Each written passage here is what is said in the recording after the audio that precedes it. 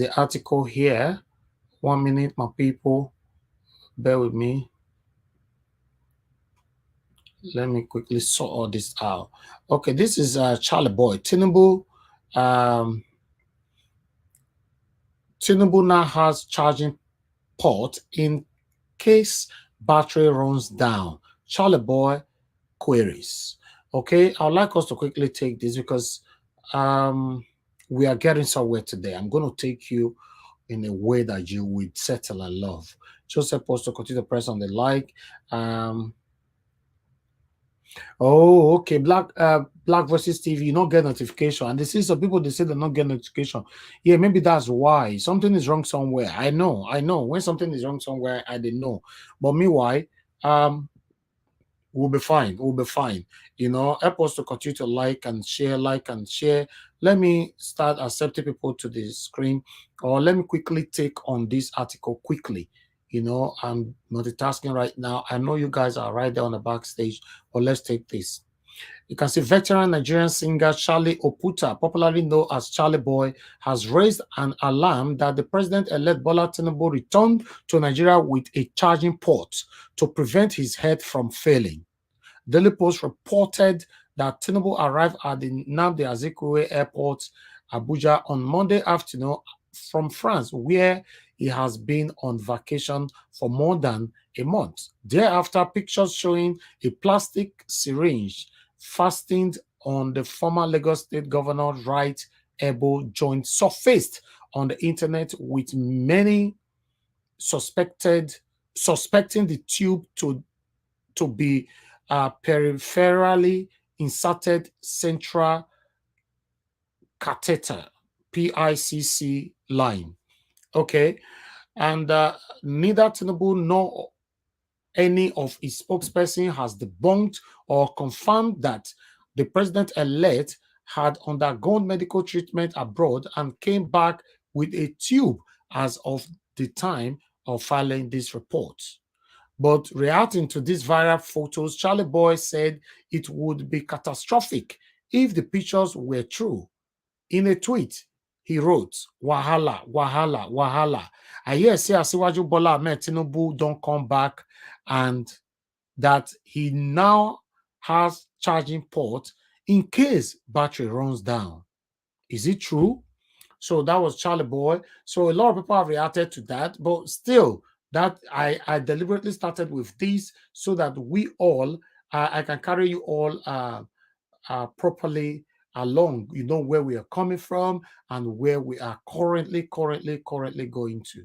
So thank you very much, my people. I appreciate every one of you. Let me accept people into the building right now quickly. Let me accept people to the building.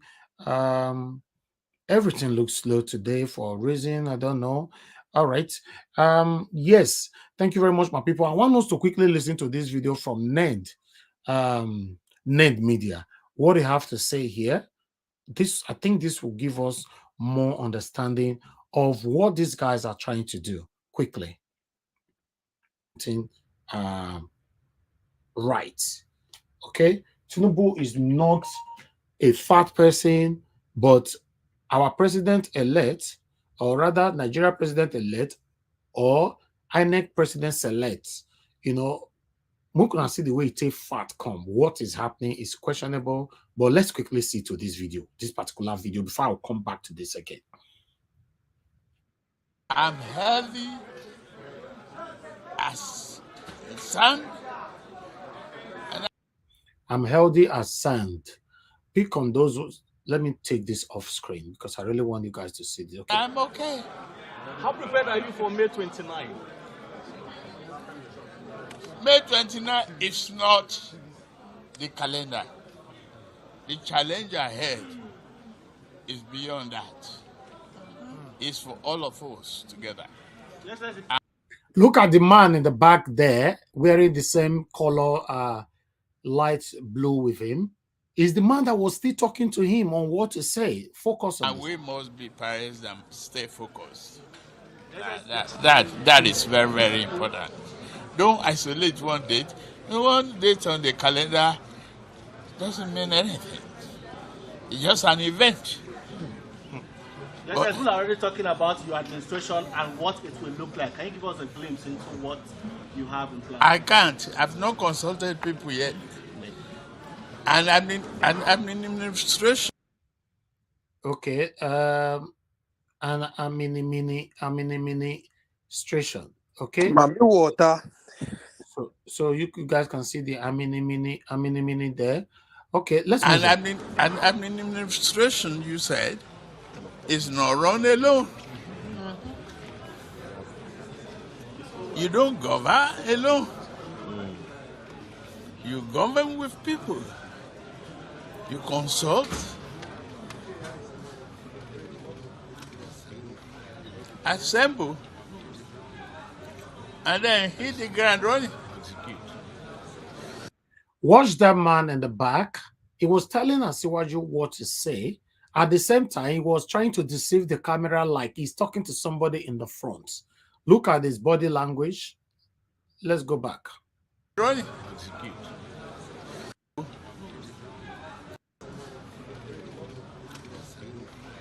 Assemble, and then hit the ground running. And it's the same country, right? Isn't it? So, Thank you very much. It's the middle. yeah, okay. Thank you. Thank you very much. Thank you. You don't govern alone. You govern with people.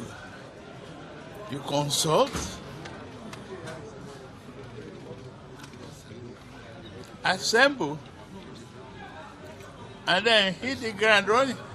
This man is so sick. He can't stand straight. Can you see? Yeah, even like Chetima was. Chetima, look back. Even Chetima is worried. Yeah, Chetima was. This might be the only interview he will ever perform until 29. And the problem now is that this man is so. You see how he's. Look at well, the lady. if he okay, you don't say I mean. This man is terribly sick. Look at the lady so at the back of Tinubu, the bleaching one. He might not even make it till 29. Can you imagine? The problem now is that you can see they are not even carrying Chetima along. No. Chetima was surprised that there's a plan. He felt deceived then. Because they're supposed to tell him first, say, we get interpreter or Percy, our speaker for my back. Our speaker. Exactly. People see Chetima body language. You govern with people. Oh my God. Consult. See Chetima. You don't black out. Assemble. Look at the way he's. And then hit the ground It running. looks like the wind is moving him. Look at him. And it's the same country, right? Isn't it? The man was now pretending like he's talking to somebody. Yeah, okay. Thank you. Thank you very much. Thank you. Thank you. The man look like a princess.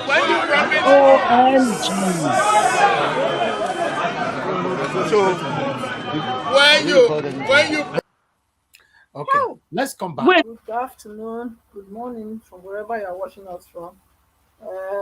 Special thanks to those that have already super chat Mr. Elvis, and also for all that also liked and shared the link, for making our voice louder. And we want to thank you people especially for that. Thank you, Mr. Elvis, again for the opportunity.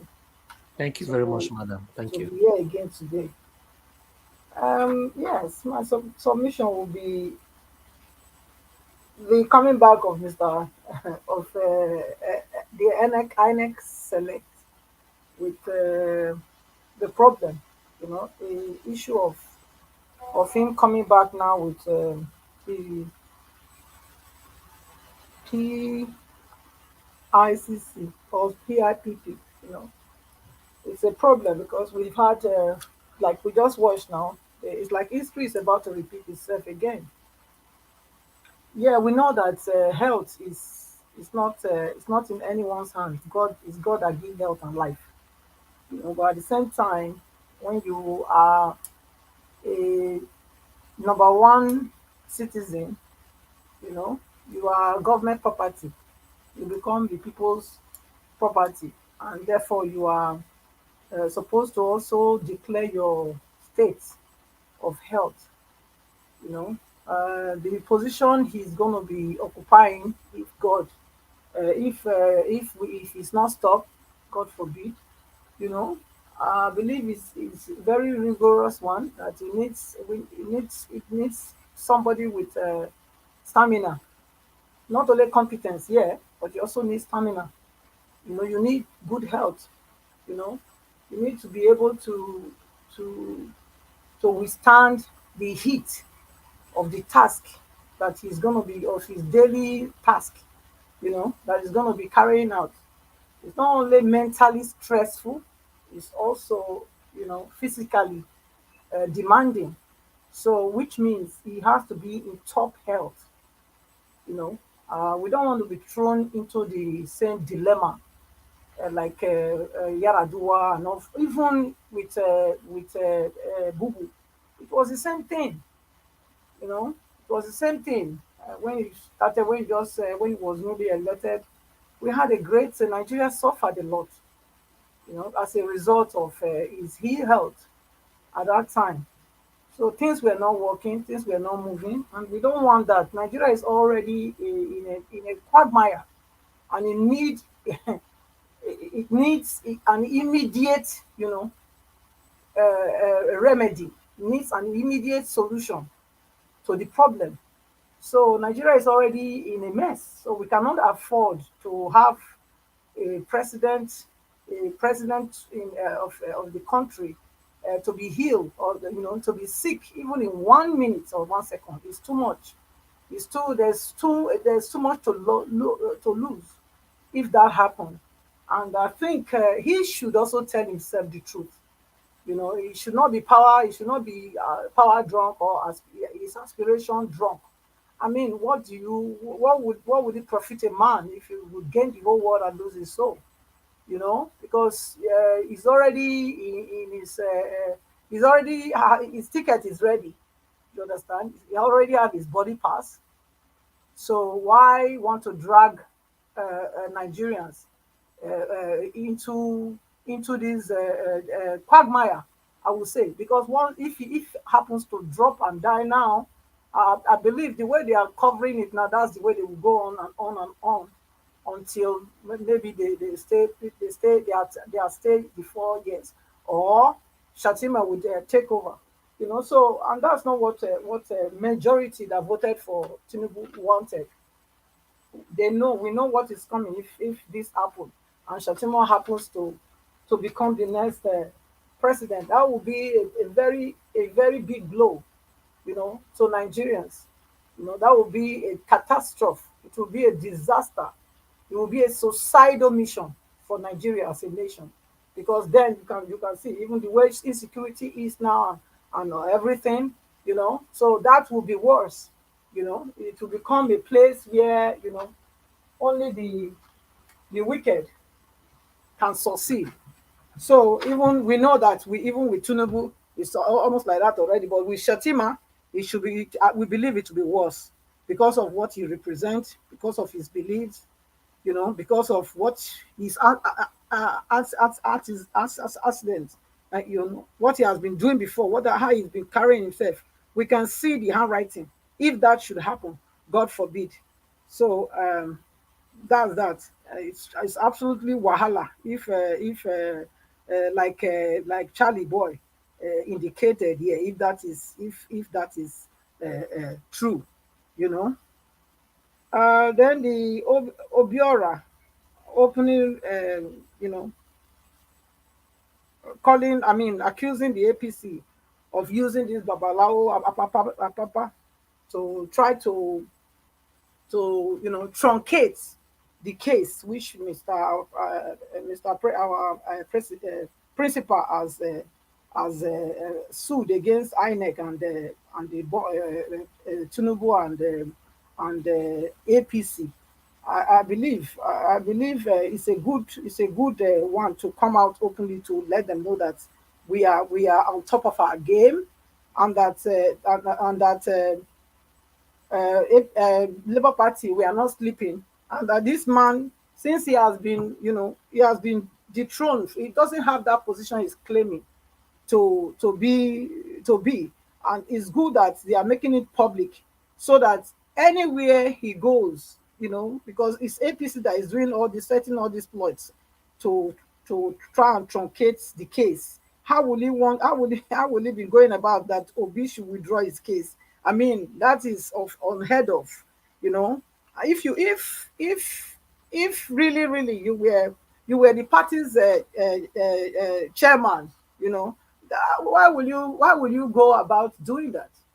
You know, I mean, you're supposed to support your party. You're supposed to support your candidates rather, because everybody know that Mr. Obi won the Labour Party won the presidential election. So if you are claiming to be a part of them and you are saying that we should withdraw the case, then that shows already that you are a sabotage and you have been plotted there by the opposition, to frustrate the the the work of Labour Party. But he cannot, because he has failed already. Thank God that the Labour Party leaders, they are not sleeping. They are really, really, following through with all the acclaims. Whatever the enemy think they are doing, Labour Party is ahead of them, 3-4 steps ahead of them, and that is good. It's truly like bumper to bumper. If they come by air, they will meet us there. If they come by sea, they will meet us there. If they come by land, wherever they come from, we are there to counter them. So that is a good one. And then also, of course, which one again? Nigerians. Which one is this one? Okay, concerned. Yeah, Nigerians need to be very, very concerned about Tinubu's head, as because we know what will happen if this becomes a reality, that Tinubu dies. Then that will not be what anything that any of us would wish at this time. So that's why we have to do everything possible. Nigerians, especially the ones at home, the case has started now. The procedure has started. Everyone in Nigeria should make sure they go to the courts, go to the tribunal, go there where the case is being heard, and show your interest, that you are concerned about who governs you. We are here doing what we can do from the diaspora, but you people on ground, I think you have the more responsibility to go there and put pressure on these people so that they will do the needful in swearing in the right person that won the election, the right person that Nigerians gave the mandate to govern them, and not this one that is trying to come in through the back door.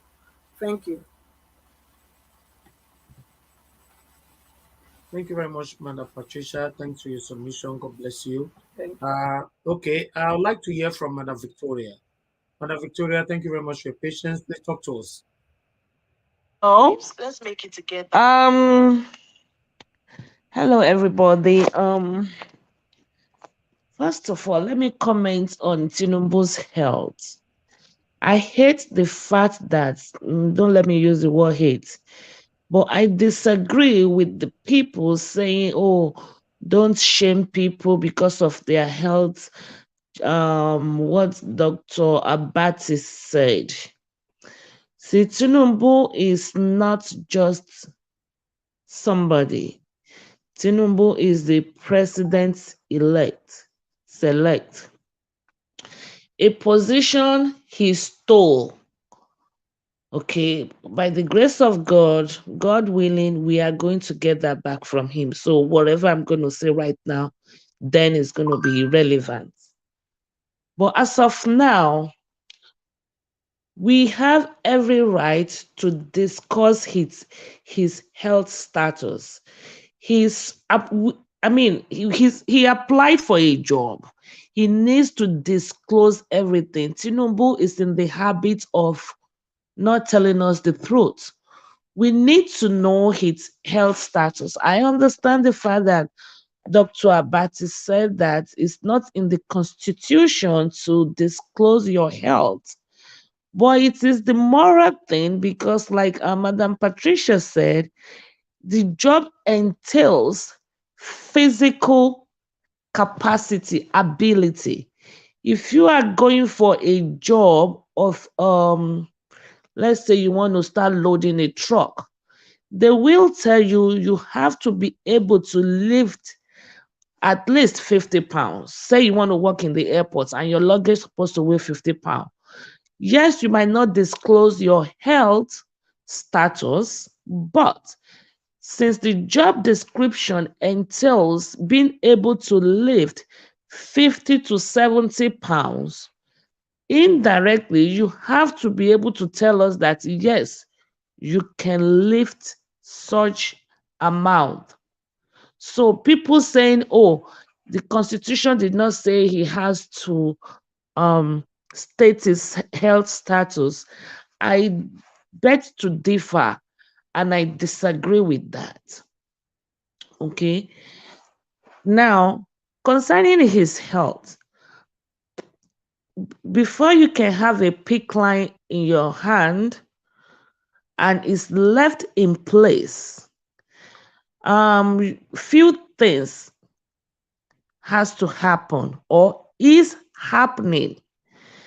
You use those lines for and long-term antibiotics on a daily, to the very minimum on a daily basis, or you use it for feeding when your health fails and you cannot really take food by mouth. You will use those lines for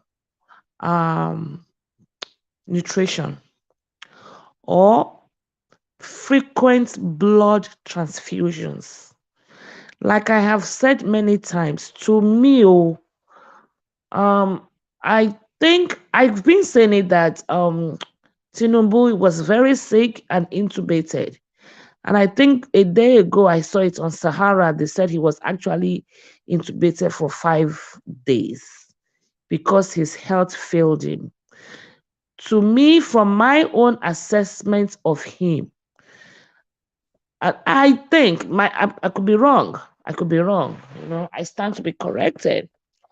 I think Tinubu has liver problems, which causes you, one of the signs and symptoms will be when your sclera are very jaundiced, when you are collecting fluids in your abdomen, like people are saying that his abdomen is getting bigger, weakness, confusion, which was evidenced by Bala Blue and the likes, and the stupid press conference you just did that you just showed also. So all of those things are parts, major signs and symptoms of liver disease. Okay. Now, when your abdomen collects fluids and is so big, it impinges into your diaphragms, causing you to have shortness of breath, difficulties breathing, and I believe that was one of the reasons they said he was jet out. When you have that kind of conditions, they will need to tap you periodically, because when your stomach collects fluids, they will have to put a needle and drain you, and you will have to be taking antibiotics, and you need those kind of line or access to get your antibiotics. So this is my own assessment of Tinubu. And with liver problems, people with liver problems, they are more sicker than people with kidney disease. Because liver problems actually will require you to have a liver transplant. They are not like kidney problems where you go on dialysis. So, and another disadvantage with liver problem is most medications are metabolized in your liver, meaning that if you have a liver failure or liver problem, when you even take medication, the chances of it working is very slim, because where the medication actually metabolized is where you are having your problem. So what I'm trying to say is Tinubu's days are very numbered. Very numbered. We can see also from what you showed today, to me, it also feels or looks like he was having some slurred speech and expressive aphasia, where his memory was kind of failing him. He was having difficulties with words. So they had to kind of clue him in. So he was having difficulty finding words, appropriate words. So they were cluing, giving him some clues or cueing him in on what to say. And if anybody observed, they will notice that the interview was abruptly stopped because it was becoming too apparent. It was showing that this man was struggling. So, but all of this will not matter. I wish him good health. But I think on a more serious note, all sentiments apart, he really needs to do the honorable thing and the lawful thing so that he can make heaven, so that God can forgive him all his iniquities and do that which everybody will say, wow, at least he did this one thing for Nigeria. What do you want him to do? I don't understand. He should make heaven. He's alive. What I'm saying is he needs to step down. Okay. He needs to step down, do the honorable thing, and say, I don't know, just give it up and focus on his health. Because his health, health is wealth, and nobody have control, yes, but he's signing up for something his health cannot take on.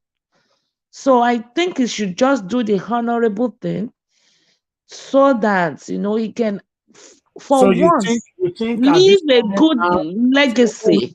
You think Tinubu will come out now to submit to Peter Obi? Is that what you're saying? I don't know. I think sometimes when you are faced with death, right? People do things that are you sure he's faced with death? Because everything is speculation. Nobody has the facts. Well, we do have some facts though. We saw the line in his hand. Was that a Photoshop? Yeah, but that can also be confirmed. You can't tell that fact if you can't really confirm it. No, that is confirmable. He was coming down from the plane and we saw it. Everybody saw it. We might be speculating what it's being used for, but still we can say this is what these kinds of lines are used for. And whichever one you pick from what those lines are used for is not a good sign. Put his age into the equation. Put his history of knee surgery into the equation. I read somewhere that he is diabetic. Put that into the equation. He has a lot of comorbidities that put his health all these that you read somewhere, we're reading somewhere or whatever, all are still speculation allegedly. It's not alleged. It's not alleged that he went to London in 2021 to go have knee replacements when Sanwo-Olu and Buhari were visiting him. That was a confirmed statement. So he has some history, medical history, plus his age. Even if we take 71. Yeah, Even but if we should be focusing more on the judiciary at this particular time, because everything that is flying around about Tinubu, as far as I'm concerned, it's still speculation. Nobody the have came out. judiciary, if is Tinubu going, they are not going to be present. Tinubu is not going to be present in the court. If Tinubu, if he is required by law as the defendant to take the stand, it it will be a done deal.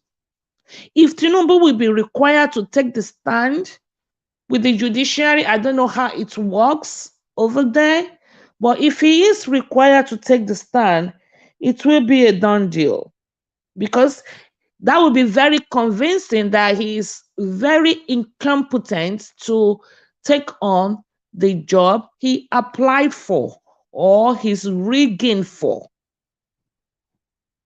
So that's that on that.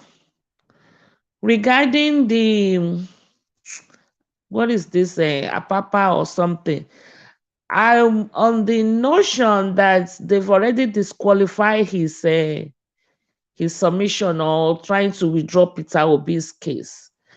I think they already dismissed his petition in the courts. So there's really no point discussing or wasting time to talk about him. I hope history will not repeat itself, because we can't have Shetima, we can't have Tinubu or Shetima rulers.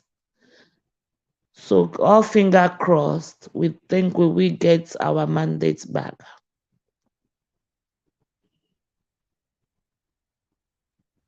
All right. Thank you very much, Madam Victoria, for your submission. I'd like to hear from other people here to see if we can get different views from your own view, or if everybody's going to have the same perception. But meanwhile, let me move on to the next person that we have here is Mother Rita. Mother Rita, thank you very much for your time with us, and good evening to you once again. Please talk to us. Yeah, good afternoon, Elvis, and everyone. Um, Nigeria is just a very weird country. Nigeria is a weird country. I just, sometimes you just look out everything that's been played, everything that's happening now. It just shows that some people would never change. Some people have been born into this kind of system. Some people have been living in this kind of system, practicing this kind of evil system, to be specific. Nobody respects the law.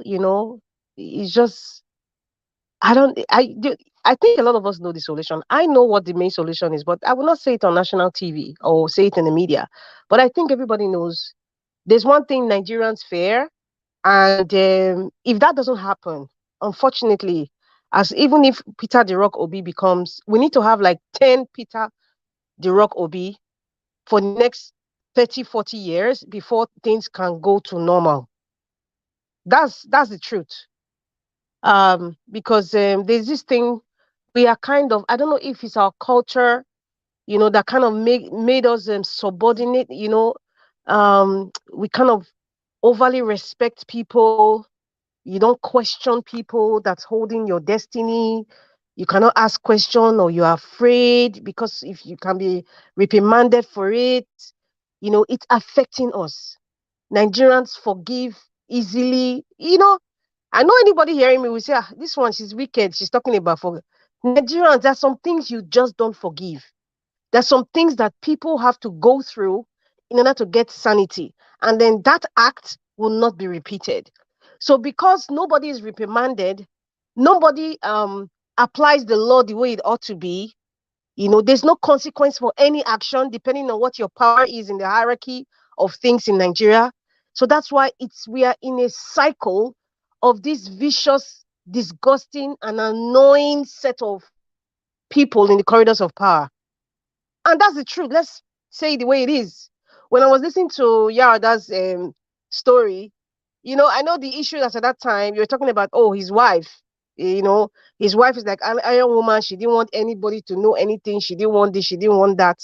So it kind of made me, realize that, you see, she just practiced what is being done in Nigeria. Anybody in the place of authority You feel you are above the law. And when you do things above the law, nobody questions you. Nobody reprimands you. And that's why she was acting that way, forgetting that there's a constitution that says that the next person in line was supposed to be the vice president. How can you not allow the vice president to see somebody that is ruling over 200 million people? How? Naja, what you were saying, cabal. Cabal can be part of it, but to Rai Yaradua, she was a very strong, influential person around her husband. It's not like the ones we are seeing. She was. Because remember, he only had one wife. And even during that time, even when Jonathan was president, she was still speaking. She was still urging Jonathan to forgive the Niger Delta people and say, don't listen to anybody. No, not the Niger Delta. I think it was this kind of guerrilla group in the north. She said, don't listen to anybody. Just do that and forgive them. She was still speaking. They said that woman, she's one of those people that have power, but she's silent. She's not braggadocious. She's not loud, but it's not as if she forgot. It's because of that power, that seemingly power that I have power to make any decisions. Forget about the law. The law doesn't make any, it's not important in the scheme of things. So we have been like that from generations to generations, even for the governors. They're like demigods in their state. Nobody questions. So that is the same cycle we're experiencing with this Agbado hula balloon now. And then, I just want to start with the native doctor, the so-called native doctor. I just want to ask, is that man the actual acting national chairman? Because I don't know if the native doctor man, the Apapa, if he's the acting national chairman, then whatever they need to do to take him out, the Labour Party and the administration have to do it. Because if he's the acting national chairman, he will still have the right constitutionally under the Labour Party law to keep speaking. But if he is not, he needs to be continually disgraced. And I'm not going to talk much about him because he's really not important. And that's the truth. Agbado's return speech and his sidekick mouthpiece. That's what I would call that man that was wearing the same clothing with him. The sidekick mouthpiece. It's unfortunate that this is what we have to see. And I still go back again to what I was saying, is the kind of system that we have. There's a lot of people in the corridors of power. Now, this is like a norm now. We have seen it from last year till now. So they have now normalized it that people will be a side piece, who's speaking for Agbado when he comes to public. They're not even embarrassed about it. So they're trying to normalize it. And that's why we have someone like Festus Akamu, who calls himself senior advocate of idiocracy, will come out and support or give excuse for such acts without even looking at the fact that this is somebody that's supposedly supposed to be representing your country. So it's Nigeria Watch. We all know the solution. All of us know the solution. But we don't want to say it. I cannot say it out. Okay. I cannot. I think I've expressed something like that in the private chat, but we all know what the solution is. Somebody in fact, let me not even go further because I know Paidu will say, why did you say? But we all know the solution. That's fine if it's a private. We know the solution because apart from the fact that it's annoying, it's sickening to see this nonsense. Yeah, that's death in office. His death, made anybody who was old enough to witness what was happening, it has made an indelible mark in the psyche of every Nigerian when it comes to the health status of any president. Right now, we even talk about president now. Do we know the health status of a lot of governors or people in the National Assembly? I guess those are not really like in the public eye per se compared to the president. But that incident, it actually, it kind of traumatized Nigerians. Our psyche has always been like, what is health status? Especially for someone like Agbado now, with all the things that we are seeing physically, jaundiced eyes, slurry speech, not able to stand, upright. There's a lot of things that shows that this man is ill, and then what are we left with? I mean, we just experienced the apparition at Asa Rock, staying over 6 months in the UK. Everything is under Nigerian money. When I hear of all these things, I'm listening to Yarada's issue. You know what? One of the things that pains me is the penchant for our leaders to constantly constantly go abroad under the taxpayers' money, constantly fly abroad. We are paying for the taxing at the airport, international airports, the hotels, everything is just under the wastage. Wastage. It's so painful. And then you're coming from a country where people cannot even eat. I don't know, but that's what I just hear. Travel, travel, travel. This hospital, my doctor lives in this place, and yet we say we have one of the best, one of the best groups in the world, where you have medical doctors and Nigerians in the United States, ethnic groups, at Nigeria. Okay, there's this doctor, there's this surgeon, who is specialized in this, like, come and work for the federal government, come and, make the hospital, at least the one in the villa or Abuja National Hospital, let it be a first-class hospital. And then within your tenure as a president, bring 1 or 2 specialized doctors, pay for them what they ought to be paid, or exactly the amount they've been paying. Let them be on sabbatical leave from wherever they are working. Come and serve your country. At least show us. There's no sense of leadership from anyone, regardless of who Yar'Adua was. It's just, there's no sense of there's nothing inspiring, nothing. There's nothing that the new generation or the upcoming politicians can look up to say, okay, this was someone that was in office and this is how it was. Except Peter Jirok Obi so far wanted to be president. He's even better than Obasanjo, hands down. Peter Obi is way better than Obasanjo. There's just nothing. When I just hear that they go abroad for vacation. I mean, anybody can travel anywhere, but as a president, with what is going on, how do you encourage people? By the way, if I have to come in here, Obasanjo was playing some kind of satanic role during the time of campaign. But at the moment, Obasanjo have not stated anything till now. What's happening? I want us to respond to that. Do you want me to respond to that? Or do you, because yes, yes, if you can, yeah. If Obasanjo is silent, definitely, because I believe Obasanjo is one of the cabals, definitely, in fact, all the past presidents are one of that selective few are part of the cabals. Definitely, he knows something that the entire Nigerians don't know. I remember that man is like an old tortoise. He has a lot of secrets of a lot of people. I think now, because he feels like he's in the transit level, to meet God, I guess that's why he's like, okay, to be fair now, I know a lot of things have happened. Let us support Peter Jirok Obi. Let us support Margarita, sorry. The Yorubas, they attacked him by saying he's antagonist. He doesn't want any other Yoruba man to rule again. That was when he approached the Buhari to tell him what is burning. If it happens, that even him, we have no place to run to. Don't forget. I was not there when he went to see Buhari, so I cannot speak to say this is what he said. No, it was in the news. It was in the news. This is what I mean. It was in the news. Yeah. He came in public and he has his letters that he writes to everyone to read, about the country. I guess because the man knows a lot of secrets. Really? And the reason why he's even quiet now, Nigeria, to answer your question, he knows a lot of stuff and he's not ready to speak yet. Because as a leader, he understands the dynamic of how Nigerians think and how the system works. So when he's quiet now, I don't think he's quiet because he's not interested or he's just trying to be aloof. No, there's time for a leader to speak and there's a time for a leader to be quiet.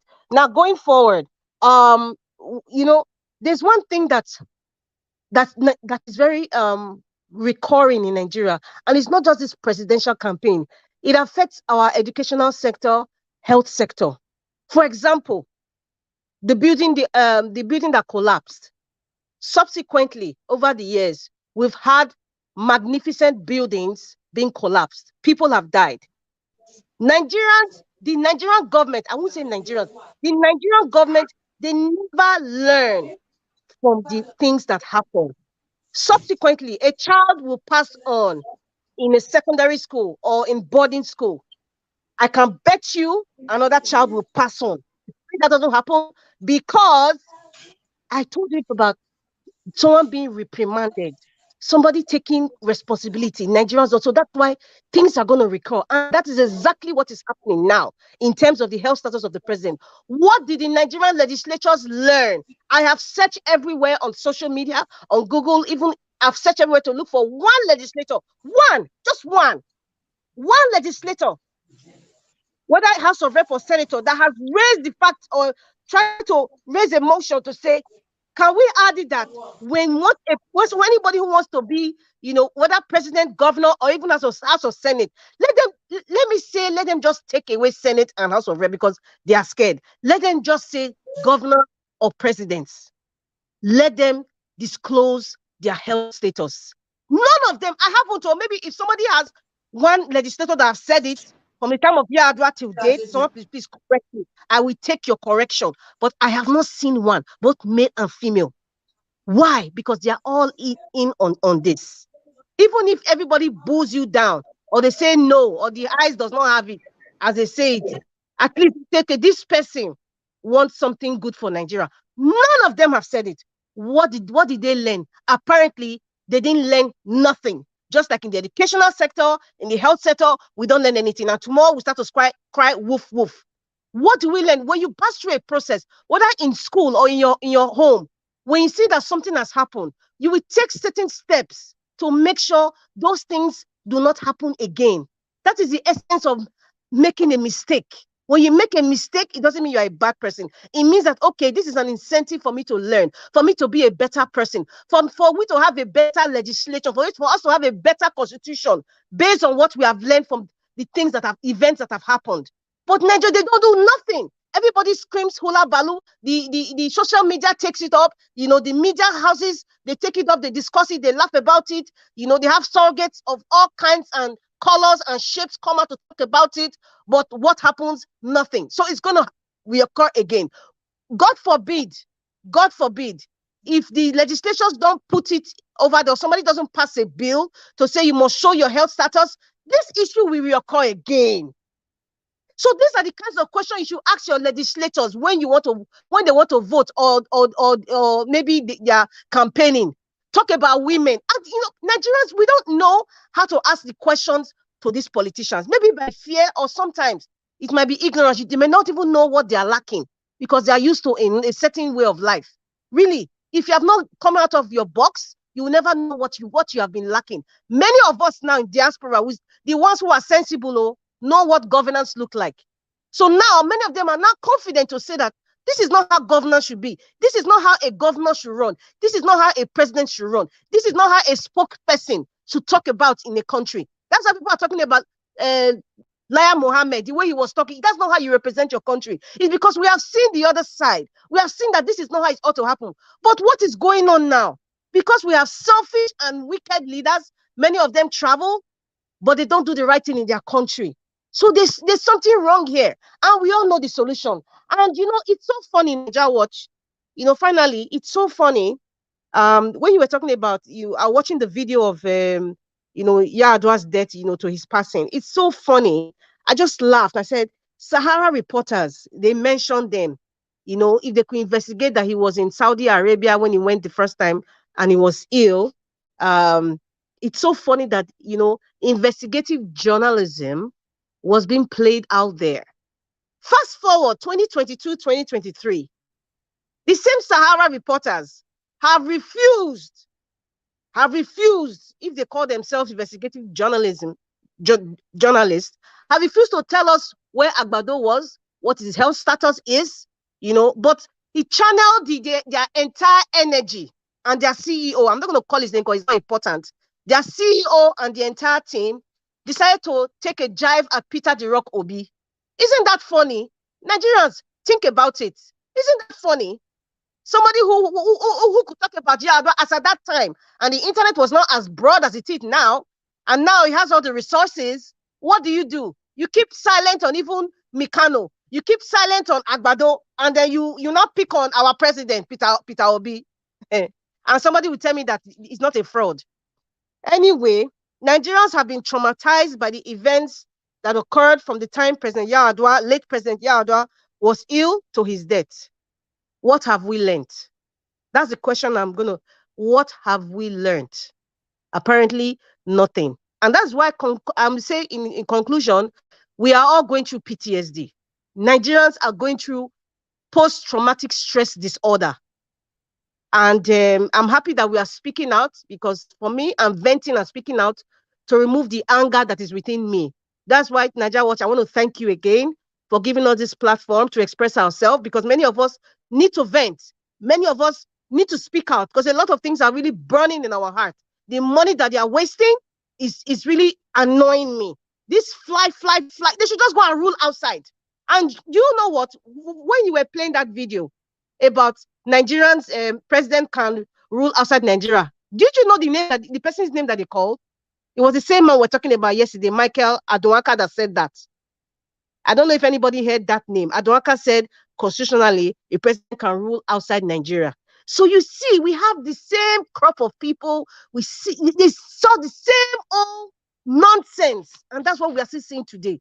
I am tired. I don't know if you're tired though, but I am tired. But I know there's one solution in Nigeria. We all know. Nobody wants to say it on national TV, but I know we say it in our kitchen table. Thank you very much. I will yield for now. Thank you, Madam Rita. To be honest, I was also surprised to hear that from Dr. Abati, saying that Nigerian president can rule the country from anywhere in the world. It's strange. There's something I don't know if anybody noticed. Anytime Ruben Abati, Rufai, they're sitting there, I noticed that when Rufai speaks, Ruben Abati has this tendency to be sarcastic every time Rufai speaks. Lately, it's just been very, it's kind of recurring. Just immediately after he makes a comment, he just counteracts it. I don't know. Yeah, a little antagonist. Yeah, there's a sense of sarcasm there, and to see the tension that Rufai doesn't even look at Ruben Abati's face when he's speaking or when he responds. His face is just straight. So maybe there's something really going on there, possibly. That's all I have to say. It's very sad. It's sad. Agbado have bought every angles. Very sad. Let me hear from the next person here. I'd like us to hear from Nigeria. Nigeria, thank you very much for your patience. Please talk to us, sir. Yeah, thanks. I wanted to start from, when Arise TV said something about writing that Tinubu said it's as fit, healthy and strong, when he clearly said healthy and sound. Healthy and sound and healthy and strong is totally different things. And when somebody says that and you pretend as if you didn't hear it, it's like what they say about emperor with no clothes, and everybody is telling them everything is okay. Everything's okay. Let's pretend as if everything is all right. And you hear someone like Abati telling people that, it's okay, the guy can run this thing from anywhere. He doesn't have any obligation to the people to tell people his health condition. This is what I call, in the West, they call them gatekeepers. But personally, I call them as people that stunt our awareness. They try to make us believe what is unacceptable by any other major group of people should be acceptable to us. These are the people this is why sometimes when I come across as being a little bit rude to our elders, it comes across as if I'm just being disrespectful. Because I ask myself, how are these people still here? And our country is like this. All these so-called professors. When I was challenging the university professors last year, people were like, "Oh, why you should take the side of ASU and all that?" No, these people are diabolical people. They've all compromised. They just lie to our people constantly. I just can't believe how corrupt these people are. The way they behave, the way it happens, it's not like they are just evil. They do it. It happens individually. It's little by little. Then the entire picture becomes so terrible. That's why we have a country where we are not at war, but life expectancy is less than that of countries that are at war. These people have wrecked the country so much, and they don't even pay attention to it at all. What kind of educated people are these? They use big grammar and big nonsense. Look at that judge that came out and said, or lawyer that said that the constitution didn't allow people to be dual citizens, even when clearly there is a disqualifying factor there, and he decided completely to ignore it. The way our people behave is so, I don't understand it. This is exactly the same thing where the official was saying, oh, he doesn't know how to recognize a child. This type of behavior is us that are doing it, and the media, they are doing their own on a higher level. In other words, they are preventing our people from understanding what is really wrong with the way things are being done, what is not normal. Look at that video you showed. The guy, one of the issues that they had was that Americans got to Yaradwa's this in health history. Oh, like that is a shock. That is a shock. You go overseas constantly, and you think they don't own you, and all these people are bragging that their leader has been saved by foreign powers. They own them. They own them. Do you think you will just be treating people from foreign countries and that country will be mean to you? No way. No way. That country will never be mean to you. Because if Benin Republic head of state comes to Nigeria to get treatment all the time, that country will not talk nonsense to us. That country will not be able to talk nonsense to us, because if they talk nonsense to us tomorrow, that leader will not come here, and we might even be able to compromise the leader. For all you know, they have all kinds of measures that they have in place already. I will.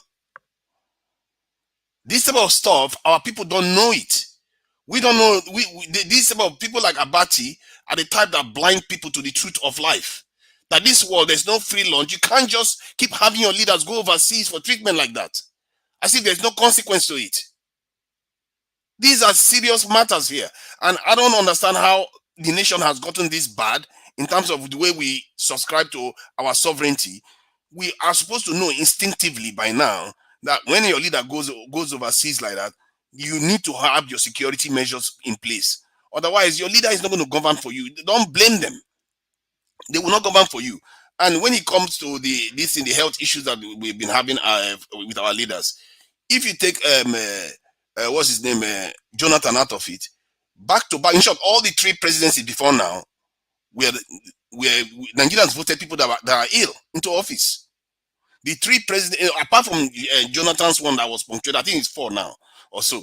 Apart from Jonathan's one that he won, all the elections we elected ill people into office. How did Nigeria get to a point whereby we are electing sick people all the time into office? We have more sick people in office than that are not sick. They don't declare their health history. Our nation is floundering on the edge. It's as if this is not a state of an emergency enough. Sudan, that is at war right now, even have a life expectancy higher than Nigeria. How does that even happen? No, how people tell me, how does it even happen? A country that is even at war right now, they are poor, they are not even that rich. They are still able to keep their people alive longer. Something is wrong with our country. Something is wrong with the medicines that we are taking. Something is wrong with the way we are being governed. Something is wrong with the way we are being inflicted with aggressive poverty that it kills our people repeatedly.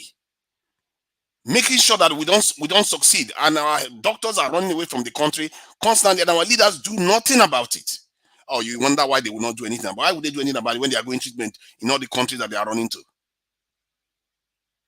We seriously need to start re-examining the way we look at our leaders and the kind of thing that is acceptable. This is why I was saying we want to start with cutting off this health tourism that they keep doing, because it's a security risk. 1 minute is in Saudi Arabia, the next thing they are in Germany and in London. What is wrong with we have professionals. You can bring them back from the UK. It's not that expensive.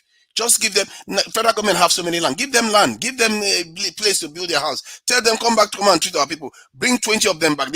We have highly qualified Nigerians overseas. If it's technology, get the money is there. Build the hospital in Nigeria. Why do they keep going overseas? Why do our politicians keep supporting them to keep doing this nonsense? A president cannot even talk without somebody murmuring. It's so called this thing. President-elect cannot talk. Somebody will not be murmuring word into his this thing. Because the guy knew that his memory has kicked in, that the issue that he's having with recollection is kicking in. That's why he was helping him remember what he was supposed to say. This man has been unwell for a very long time, and people pretend as if they don't know. And what is even more worrying is that even educated Nigerians, just because the man is their tribesman, they pretend as if young men, they pretend as if they can't see it. Like, this is not a problem. He's ill, but it's fine. Let's keep going like that. Let's just keep fine. He'll be able to do all the best things for our country. Something that they can easily see that this could lead to a serious problem, because if anything happens to him now, we've got Shetima. Imagine the level of discontent you have in the country after one northerner, another northerner takes over again. What if he's in office but not in power? What if he becomes even more ill, but he survives the 8 years, but throughout that time, Chesima is basically in charge of governance? So there are so many forms this stuff can take that can lead to a lot of issues for the nation, but we don't question our leaders. So for me, people like Abati, when they say a good thing, I will praise it. If they say in short, anybody say something wrong, you criticize them. Me, everybody has to be held accountable. If every say something I don't agree with, I will tell him to his face. Because the goal, the objective should be the prime, in short, it should be the leader. We want to improve our nation, should always be the leader. If you find that somebody is saying something that you feel this stuff compromises our security, compromises our sovereignty, compromises our quality of education, anything, you have to question them. This, like, we have to have a culture of questioning. And I noticed that in Israel, what they did was, even in their military, even a junior officer can question a senior officer.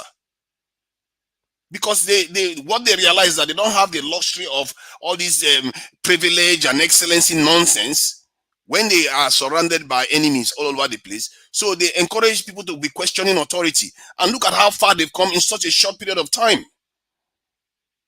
We can't keep allowing this big name that they give themselves to cover nonsense.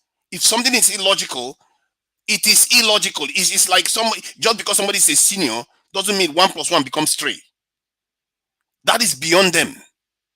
They don't control the fabric of reality. Just because they are elderly, you can respect them because they are elderly. But if they are saying something wrong, you have to question it respectfully and hold your position until they give you information that this verifies whatever they are saying or lends credibility to whatever they've said. They can't just say stuff and you accept it. And this is why Abati, I criticize him for saying that, and I criticize Arise for even releasing that statement saying that Tinubu said he's healthy and strong. He didn't say that. He said he was healthy and sound. You should put it like that, because that is the truth of the situation, so that people know what they are dealing with. Covering for him, what good does that do anybody? I don't understand this stuff that we keep doing, and I'm beginning to see signs in the Arise TV that it looks like they have been bullied, they've been chastised, and they are worried that something bad is going to happen to them, so they are beginning to toe the line themselves. You see that in all the media. In short, TVC is just a gunner, really. That one, they are busy parceling out senatorial positions and this and that and that. Yesterday, I was in a discussion where somebody was talking about how they should give Northwest this, give this one that, and the Southeast should not get anything. That the presidency. After the next one, will go to the north, and after that, after the northern get it, they should go to the south again, not to the southeast. Like, Jesus, these are young men saying these things. It's like, what kind of thinking is this? You have a country, you want it to be divided. How do you progress? This is our generation. Whatever we do, we have to form alliances with people all over the country to unite the country, because that is how we are going to change this melee that we have in our country. If you fall for it and feed into this thing that tit for tat, yeah, 52 years will be a little bit too high. Our life expectancy will drop even further. And while the whole world is leaving us behind, and while we are falling down further, we are dragging the whole Africa down with us. The entire black race is coming down with us. We cannot afford that kind of luxury right now. Because our children, they are counting on us to do better. They are counting on us to bite our tongue, to exercise a level of discipline, believe you me, that will be worse if foreigners come and impose that on us. Because they will, eventually. If you carry on with this type of epileptic existence where we just keep fighting each other every election and everybody is going sectional and saying we are all multiple nations and all the rest. Yeah, we are multiple nations. Even in Africa, we are multiple nations. But either way, Africans still need to work together to meet the challenge of this century. That's why I keep going on about it, because that is the real threat. Just as Elvis played the video of Yaradua, I wish someday we start looking at the history of what got us into this mess in the first place. Let's keep investigating and see where we went wrong, and so that we don't fall for it again. How easily division can lead to us getting poorer for it. I don't want our children to inherit this nonsense, because this generation that we have here, this generation of almost all of us that are here, we have an opportunity. We really do. The world is changing right now. The BRICS nation, many of you are already aware that many countries are not even using, they are saying they're not going to use the dollar anymore. The world is changing. If these leaders sit on top of our head and cover our eyes so we don't see it, the opportunity will pass again. And then God knows what comes after that. We should not let them hoodwink us. This is a chance for us to fix our nation and fix the entire continent. And if you are not motivated by fixing the future of your children, think about it. If Africa stands, if Nigeria stands, Nigeria is the most powerful nation in Africa, on the African continent. Do you know how much wealth that and power that brings to Nigeria? Every single one of us, our value just goes through the roof. Like every single American citizen in the world. If you touch an American citizen in the world, you know all hell is coming down on you. That is how a Nigerian's life is. A Nigerian's life is so valuable. Today I was watching an African American checking their genes. Guess what? Nigerian makes up the largest chunk of their genetic pool. This is the same thing. You go everywhere you go, you see Nigerians everywhere.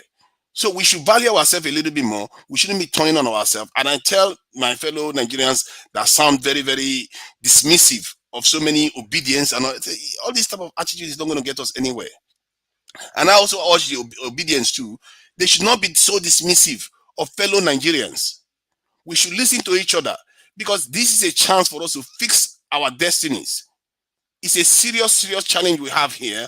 It may seem very, very hard, but compared to the consequences, if we don't do it, it shouldn't be that hard. Nobody wants us to have this life expectancy and infant mortality being so high. Not to mention poverty, no power supply, no security. I can't even start counting how many things Nigerians complain about every day.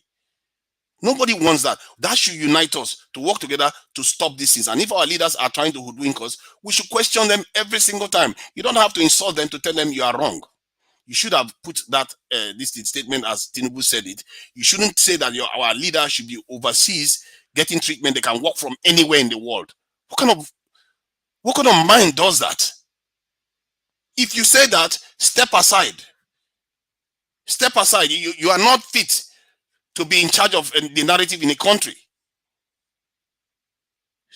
We should always draw a line when people tell us that our leaders or the future of our nation depends on other people. We don't need other people to fix our country. An example of this is when Abacha was in office, he didn't take IMF loan, he didn't travel overseas, he didn't go anywhere, but our foreign reserve increased. How did he do that? Did he go and steal money? He didn't need to do that. And all this money that they are saying he stole, let's say he stole all that money. He did all that without borrowing a penny. So why are our leaders borrowing money now? We don't need the outside world. We don't need their aid. So Abacha was under sanction when he did all those things. That should tell you we don't need any of these people to do anything that we want to do. We have the skill set. Why can't we build a hospital in Nigeria, for crying out loud? We can build 6 hospitals in the 6 geopolitical zones, 6 world-class hospitals if we wanted to. We should do that and stop these leaders from traveling overseas. If our doctors are not very good and they die, so be it. Better than having our leaders compromised by foreigners. Tunaja, God bless you very well. In fact, let me just quickly interject there, or rather add to what you are saying over there. You see, when Naija was playing that video, I was pained in my heart.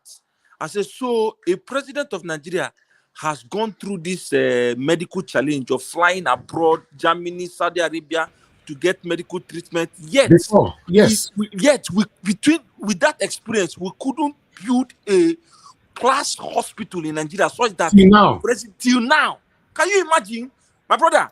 The solution is already in the comment section. In this private comment section, I don't want to say it out. If you go to that private chat, that is the solution.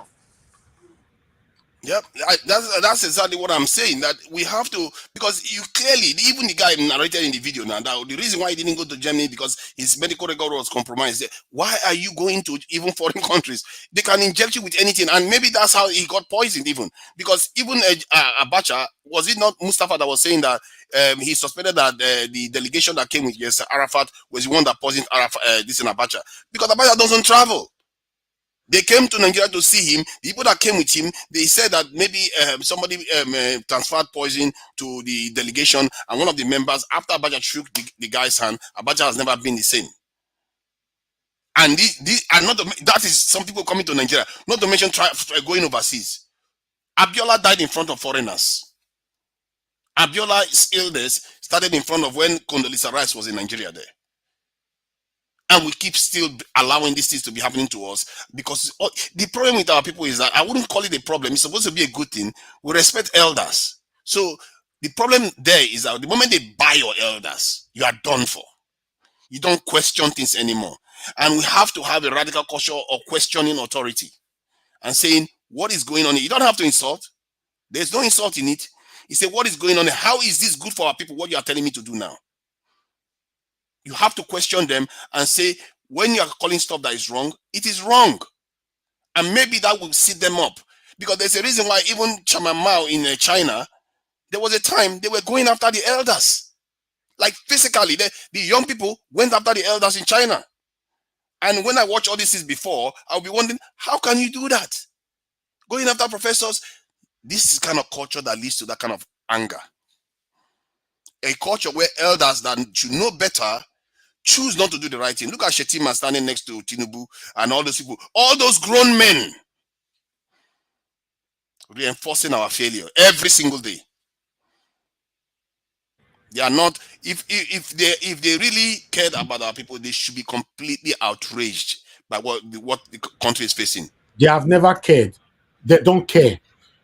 Tinubu was the national leader of APC throughout the 8 years of Buhari. Tinubu did not hold Buhari accountable for not giving a sophisticated hospital to Nigeria. So what are we talking about? These people don't care. And the same person wants to be the president of Nigeria. He will stay there for the next 8 years, God forbid. He will still not give us a good hospital.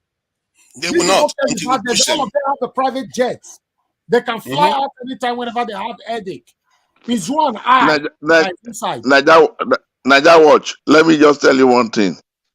They don't want to do any of these things. Do you know why? Ask yourself.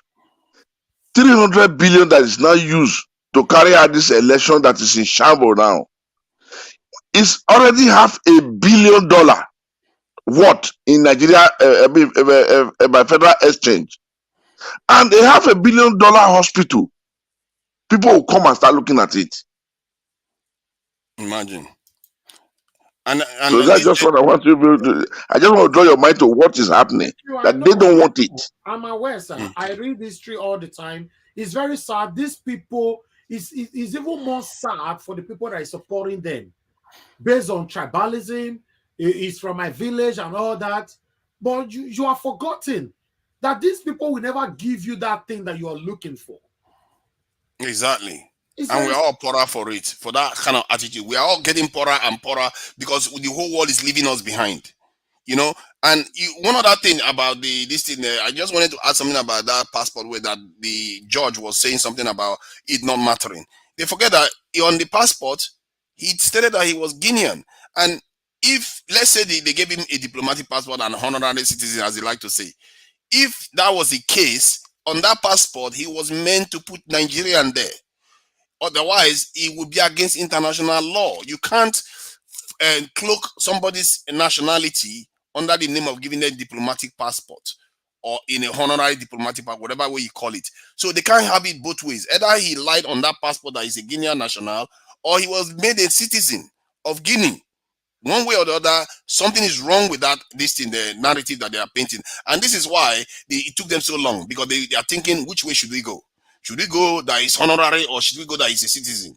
But they know that the citizen one is going to burn them, so they went for honorary. Because the only way they can be faulted now is, why did he lie on the passport? Why did he go and partake in something that is supposed to be illegal?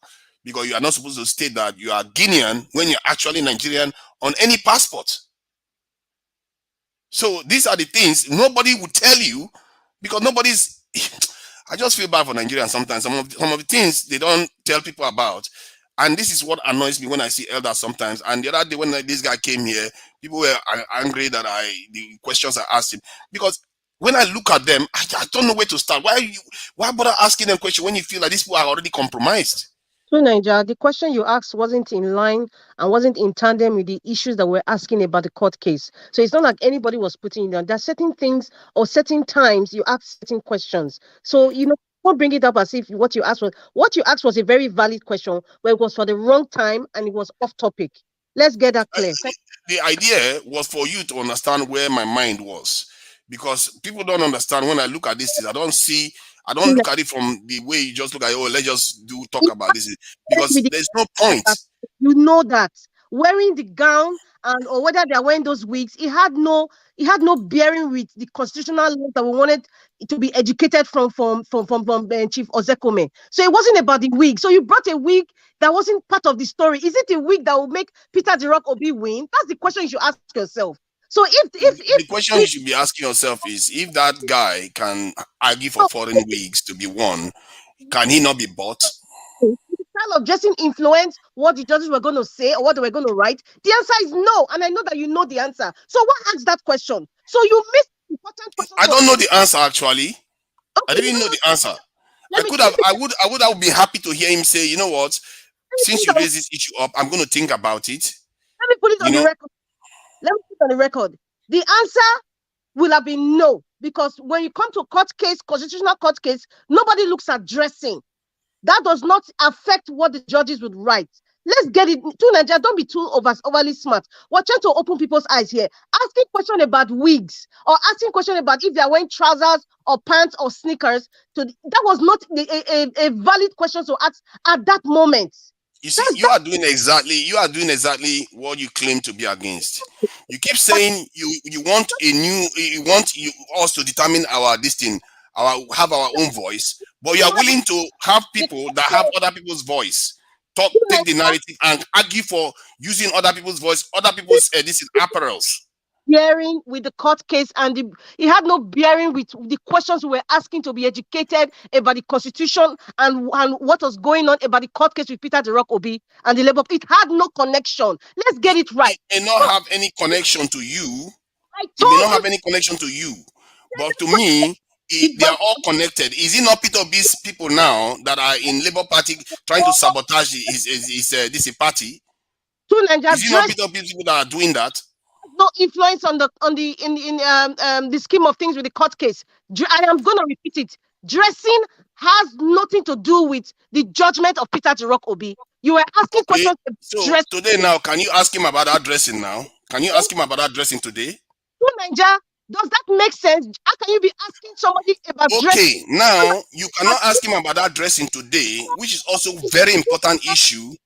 But he came on. You have an opportunity to ask somebody a question that is maybe more important than what you are, because whatever you're asking him that day, tell me what difference has changed today on the ground. Yeah, that is why I said the questions you were asking about dressing, it had no bearing with the present court case. They stole our mandate. Don't you understand what I'm saying? They stole our mandate. All you care is about your mandate. Or you really don't care. You are one of them too. You pretend as if you care about the country. All you care about is your mandate. You don't care about the bigger picture. Once you get your mandate, you are going to forget about all the corruption that is involved, everything else that comes with it. That's unfair to you to say that I don't care about it. That's your focus. That's your real focus. Because all you just care is that, my mandate. Can you ask him that question about his wig now? You cannot ask him, because that's the only chance you've got to see him. Many people have asked him about the court case. Why do I have to ask him about the court case again? I chose to ask him a different question, and you have an issue with that. Clarify you. It means that I care. Other people have asked about the court case that day, so there has to be diversity of questions. I asked him a different question, and the way he answered it, I wasn't very happy, and we are today upset about what Abati said. to Nigeria. We are not quarreling, no. I'm just trying to tell you that your question is a valid question. And I told you that I said that your question is valid, but it wasn't in tandem with the reason why Michael Zekome came. And it was totally off. You were talking about dressing. It was right. Don't you see? You don't have the opportunity to ask them any question again, because that's the only reason why they come out. They come out when it matters to you, but they go on and carry on with the same culture. Just like our leaders refuse to build a hospital for us, just like our leaders refuse to give us energy. They come and table a discussion for you to talk about. They don't give you room to ask pertinent questions. Especially to ask the culture of the proceeding or the process of court case, not dressing. If you are talking about culture and process, those are the kinds of questions you will be asking pertaining to this story. I just said you can't pigeonhole. Everybody has asked those questions already. You want 101 question. The extra one question that I asked is the one you have an issue with. People have already asked those questions. There's no point repeating the same question. I chose to go a different direction, and you have an issue with that. People were attacking you. And somebody made a comment like that sometime last week. I never said those questions were not valid, but it was not in tandem with case. No, there are no rules to asking questions that is good for our people. There are no rules to it. Come on, you can't say just because the person showed up today to talk about only one court case, then you don't ask him. So are you telling me Tinubu will show up here today and say, let me come and discuss about this in Lagos? And you are gonna leave all the other issues about passport and everything aside? Seriously? Let's hear from. Are you gonna do that? Believe me, hear me. I am just correcting you. That's what I'm doing. Thank you. I've made my point. Thank you, both of you. Let me move on to someone else entirely. Thank you very much to Nadia for your submission. I'll come back to you again. Let me go to Inis TV. Thank you very much, sir, for your patience. Please talk to us. Good evening to you once again. Hello. Yeah, we can. Good evening. Thank you, sir. Okay. Let me just quickly round up the whole thing. I won't stay long. First of all, Dr. Abati, I have said, I think twice on this program that Dr. Abati is very cunning. I would like to use the word that is intelligently cunning. And if you have a man that is intelligently cunning, then you have a problem, because he can dance from left to right, from center to the east, west, and he will be able to carry you along until you realize, where is this man carrying me to? I will want to describe him as, you know those funny little rodents that will be eating your toes and be funny you too. That is how I see him. I have said it over and over again. When he's talking, you have to be intelligently wise to pick the area he is going. He said the Constitution does not talk about health report and all the rest, that the Constitution only talk about capacity. How do you measure a man's capacity? Do you sitting down and ask him to do an attitude test, or do you ask him to go and run around Onikon Stadium? That will be a very fine thing. But the health report is just a simple way. It might not be a complete guide to knowing whether he's capable or not, but it could be a stepping stone to knowing their health. Not just if he's sick. It could also maybe the psychologically, if he's psychologically okay, mentally okay too. And those are the things that he should have also looked at, not just saying capacity. That is for that. So Ruben was a little bit trickish there. And another thing with the Apapa Lamidi, I want to say the self-imposed national chairman for Labour. This is a very big problem. This is a very big problem. I don't know how Labour Party is going to resolve this issue. It's a very big problem because I discovered for the past 12 years, the politicians have been able to manipulate, use, misuse, and abuse the judiciary. The judiciary now is just like a puppet in their hands.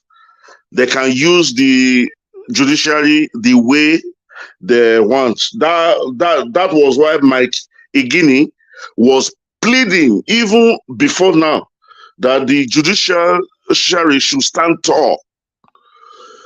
But the way I think now, the judiciary has no stamina to stand tall. That is why I am afraid of the Peter Obi petition to the court and all the rest. Normally, he has more than enough evidence to win the case in a normal country. But Nigeria is not a normal country. That I guarantee you. Then talking about the video, I saw the video when Bola Ahmed Tinubu came. If you look at virtually 90% around him are people that are above 70 or thereabouts.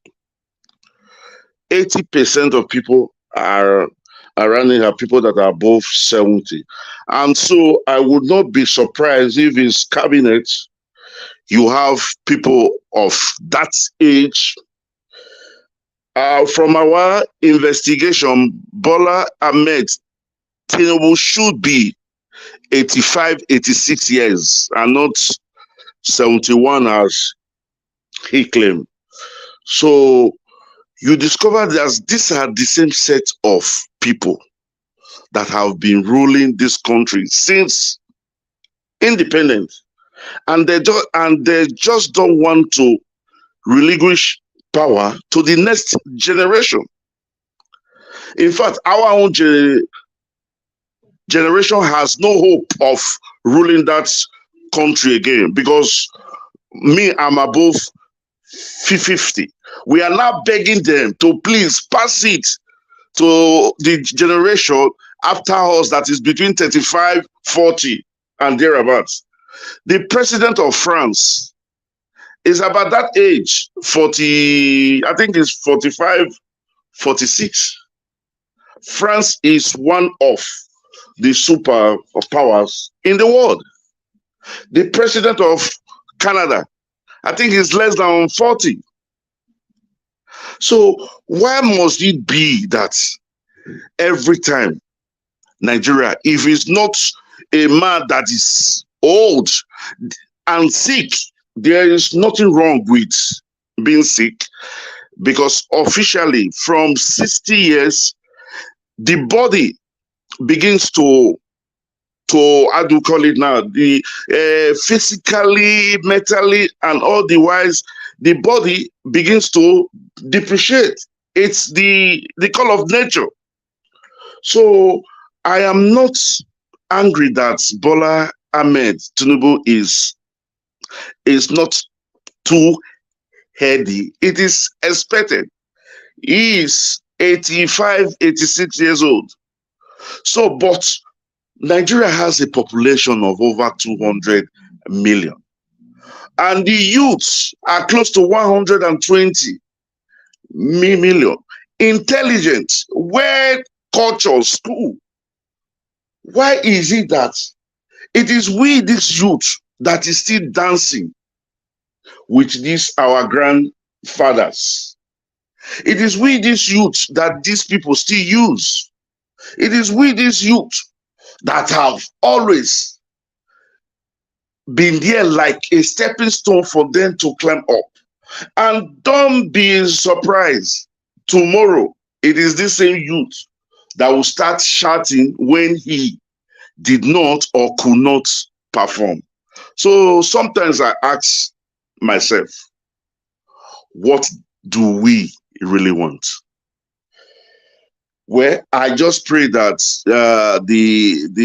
if God really wants a change in this country, he should please use Peter Obi, and he should please use the judiciary, because from what I read yesterday, even the judiciary are beginning to think, is it not better if we try as much as possible to stop this man?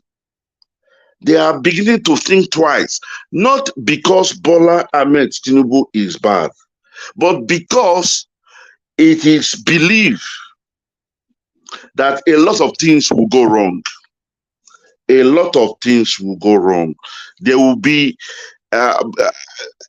locally and internationally, we will be like a laughing stock to the world. And we are also trying as much as possible to liaise with others to try as much as possible while we start to campaign and try as much as possible to ask the judiciary to stand tall, because I think they are the last hope now. But people like Apapa Lamidi has the way of dancing with the judiciary. That is why we are afraid. If at the end of the day, Peter Obi, who virtually gets the mandate that has been stolen, because even Times magazine published that Peter Obi won Port Harcourt. So there are a lot of other states that Labour Party won. So if you look at it, if this case continue and the case went where, definitely Peter Obi will be announced as the winner. I had some last week in London, some of all those our lawyers who are practicing in the UK came out and protest that the 25% of Abuja is so clear. And definitely these are lawyers, those in the judicial system that will have friends back home. And definitely they must have liaised with those at home, and they will try as much as possible to see how the Nigerian Bar Association can try as much as possible to have a free and fair and credible court case, you know. That is all I have to say. I am psychologically sick because of this Apapa Lamidi issue. Is a very big problem, very big. I will beg you, if you have any ways of getting in touch with those in the Labour Party, they should please make hay while the sun shines to quickly stop him. If it's to go to another state, get a court injunction, since the judiciary has become a puppet to the politicians, then the Labour Party should also go to court and try as much as possible to get an injunction to stop him. The earlier, the better. Thank you. Thank you, sir. Thank you, Mr. Ines TV. God bless you, sir. Thanks for your submission. Hopefully, Nigerians, especially the ones that are still sleeping by now, will realize that you're not going to get anything good from this government that you are pushing in us, that you are pushing for Nigeria to accept. You will never get anything good from them. I promise you that. God forbid they succeeded in taking, I don't know what the judiciary is doing right now. Fingers crossed, because they are the last hope. Anyway, let me move on. Thank you, Epa. Thank you very much, sir, for joining us. Good evening to you. Please talk to us, sir. Thank you very much, Naija Watch. As usual, that's come again. Thank you, fellow panelists. Comment section, I greet all of you. Nigerians all over the world and worldwide, I greet all of you this evening. Let me just quickly start with Dr. Abati. That guy, I don't know why most of you are still surprised in his attitude right now. This is the true nature of a Yoruba man. Many of them. Tribalism starts in them. It runs in their bloodstream.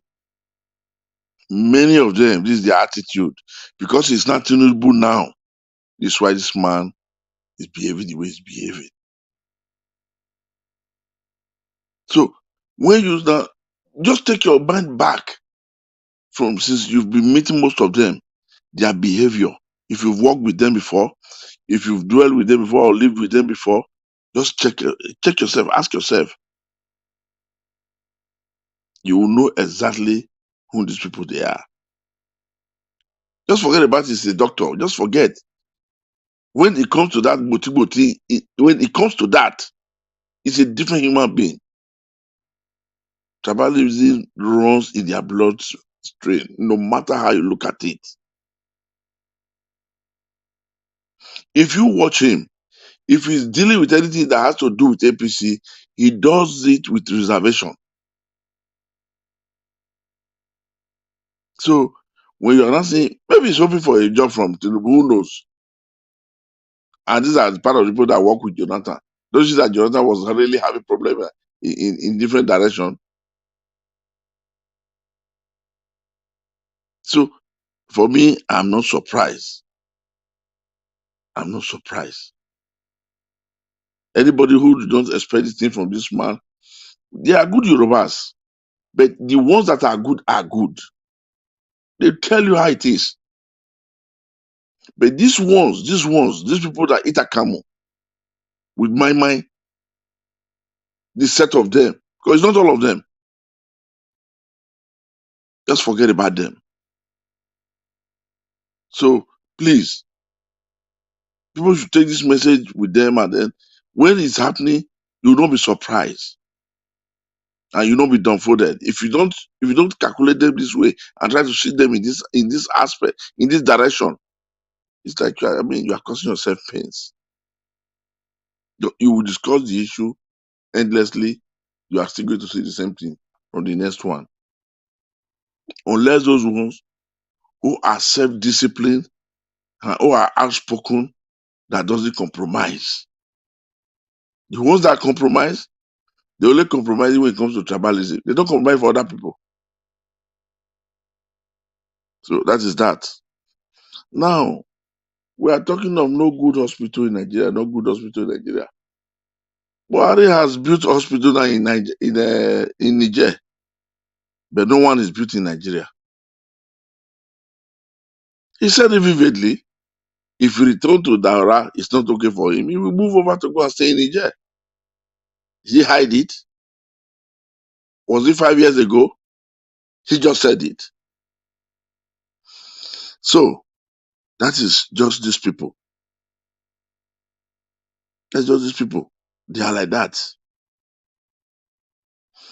If you look at the video that was going viral today, when that native doctor, the so-called native doctor that called himself LP chairman, if you look at him when he was talking, you will know that guy was a serpent.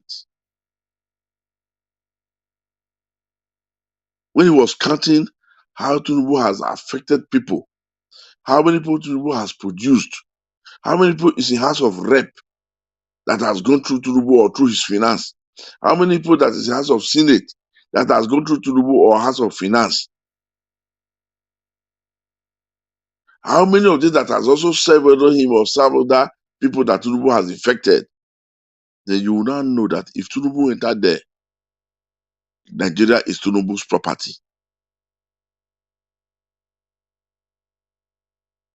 If he entered there, because with what I listened to today and what I followed up, meaning in the House of Rep and House of Senate, is just going to be an open state to say, sir, tell us how you want it so I will go and pass it.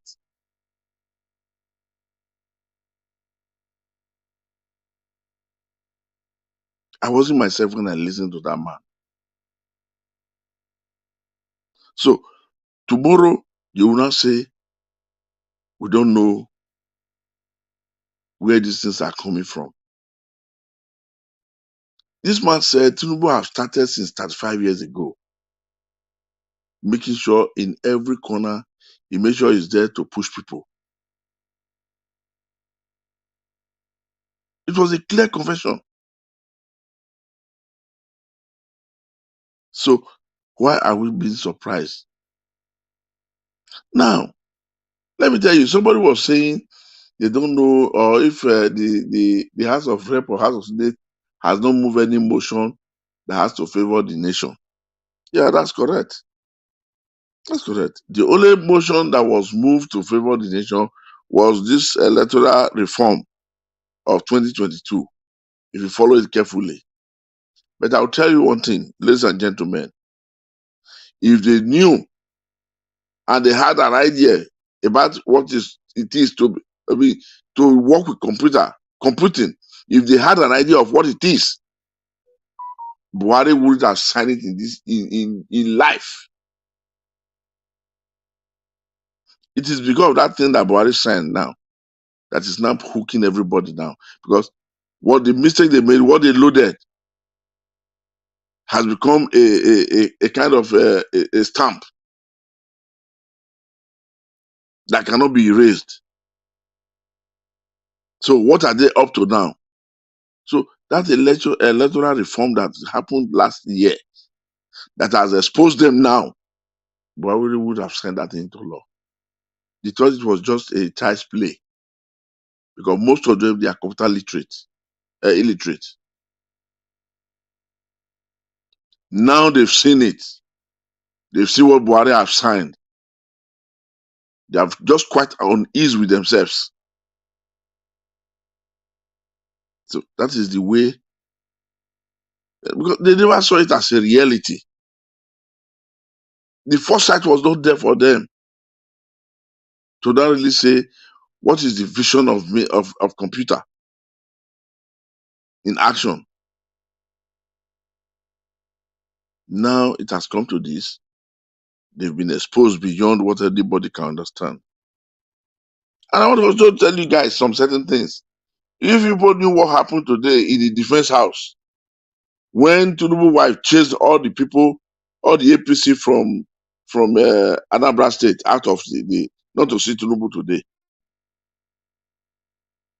The husband has not been sworn in, but she chased those people that came from Anambra State out of the defense house today.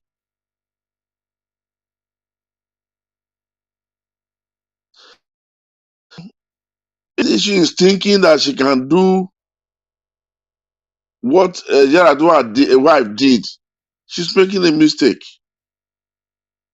She's making a mistake because Shetima is not Jonathan.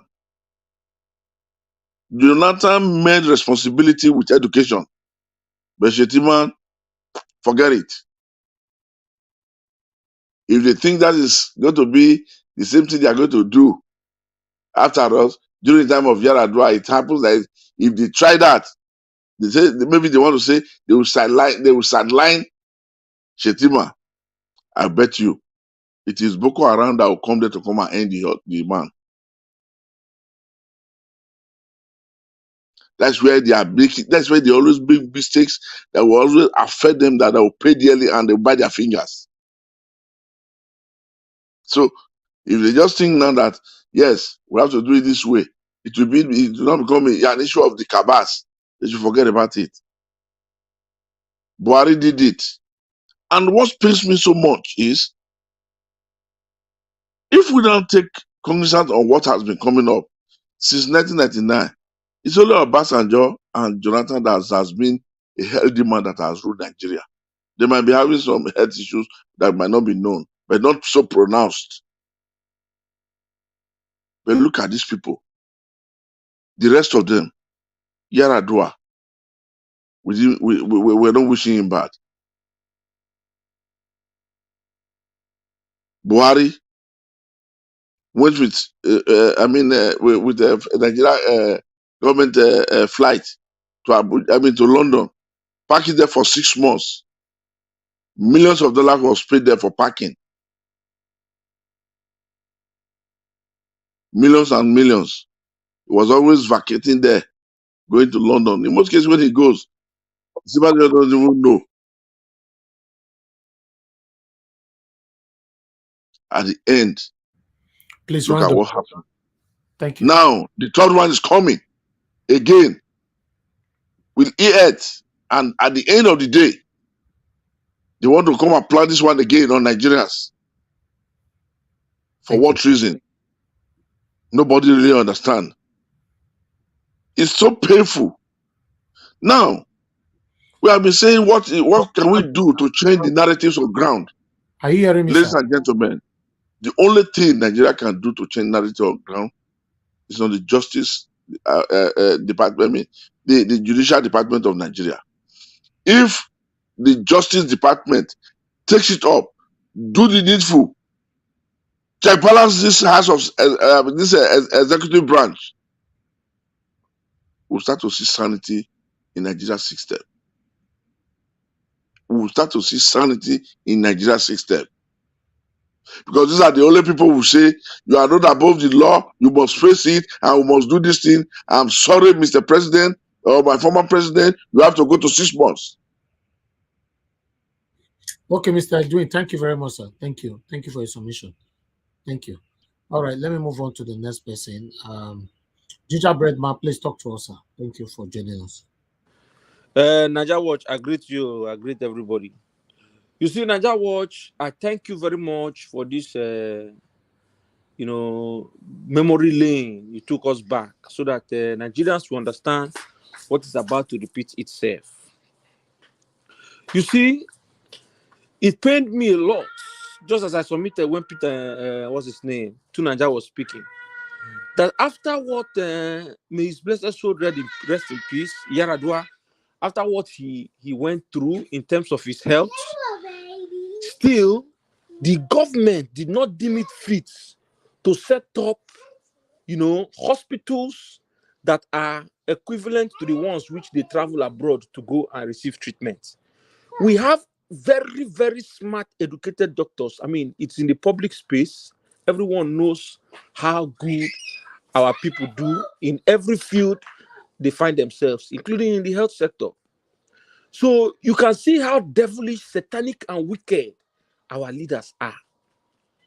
You see, while that video was playing, I was looking at, these various clips that were, coming and going, and I noticed that there were faces that I saw in, the National Assembly that are still the current people that are recirculating. A face like, what is this, hopeless Uzodinma? I saw his face there. That means this man has been in the, in the sector of government, of governance for this long time. Even the current Senate president, I saw his face there. So this is just that Nigeria is bad And our leaders that have failed continue to circulate themselves. And that is why the country is not moving. And they refuse to allow, the next generation who are supposed to be up to date with the current dimension in which the country and the world is moving. But they decide to continue to circulate them, the old maggot brains. And this is where we find ourselves. You see, what is about to happen to us is, if we allow it to happen, it will happen. Nigerians are smart, Nigerians are very intelligent, but Nigerians don't get mind. I'm saying it on air. Nigerians don't get mind. Because if Nigerians get mind, by now, what will they talk? Nobody will talk. That 25th of February, where the election go like this, by now, the ones who even day, wave still day, they go there aside, they go they run for their head. But Nigerians just come, we talk and talk and talk and talk and talk. They know that we will not carry out action. Nigeria needs to undergo what Sowore has been saying and needs to go extreme from what Sowore has said. Revolution now. That revolution has to be beyond just political revolution. That is how we have to clear these people away. Look at what is about to happen. Making us look like fools. We have doctors, we have professors, we have intelligent writers, we have engineers spread across the world. Then what we saw koro in our eye, a man who was looking like Fulani Bangala man was sick and went out. Came back, he's all plumped up with facial ascites and truncal ascites with a peak line. And you are telling us that he's healthy? You see, what the people, those group of ethnic fanatics, the Yorubas, who are following, I'm not generalizing. I used a section of them who are fanatically following this man because they think he's going to rule. My dear, you see that Shetima? The North has so designed it in a way they have told Nigeria that power belongs to them. What they are planning to do is such that this power will go back to the North. In other words, trying to retaliate according to them what they said Obasanjo did to them by putting Yaradua, who was not feeling fine, and power went back to the South. That is what they are trying to do. If we no shine on our eyes, Nigerians, every day I hear people come on Nigeria Watch. Most of us are outside the shores of Nigeria. And we are lamenting, we are crying, we are speaking because we are seeing what Nigeria should be that it is not. And people back home are business as usual. When it goes set, say me, I don't like talk too much. I'm a man of action. So when in a public space, I would rather rest my case. But you see, Tinubu is not feeling fine. Tinubu has a peak line. You can Google what a peak line is used for. The man is not feeling fine. And that is why you see him plumped up. That plump up is not that, it's not good living. No. It's fluid retention. He has a condition that is causing him to retain fluid. Could be liver problem, could be liver failure, could be kidney problem, it could be kidney failure. It could be heart problem. So we are talking about a man that can go into cardiopulmonary arrest at any point in time. Not to say that the man, he's not even the one who won the election. And yet, these same political, evil, wicked, devilish people want to force him in. And Nigerians are quiet. Nigerians will not storm the place and tear the whole place down. That inauguration will not take place. Come on.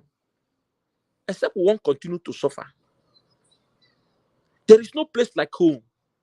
Be you in America, be you in Canada, there is no place like home.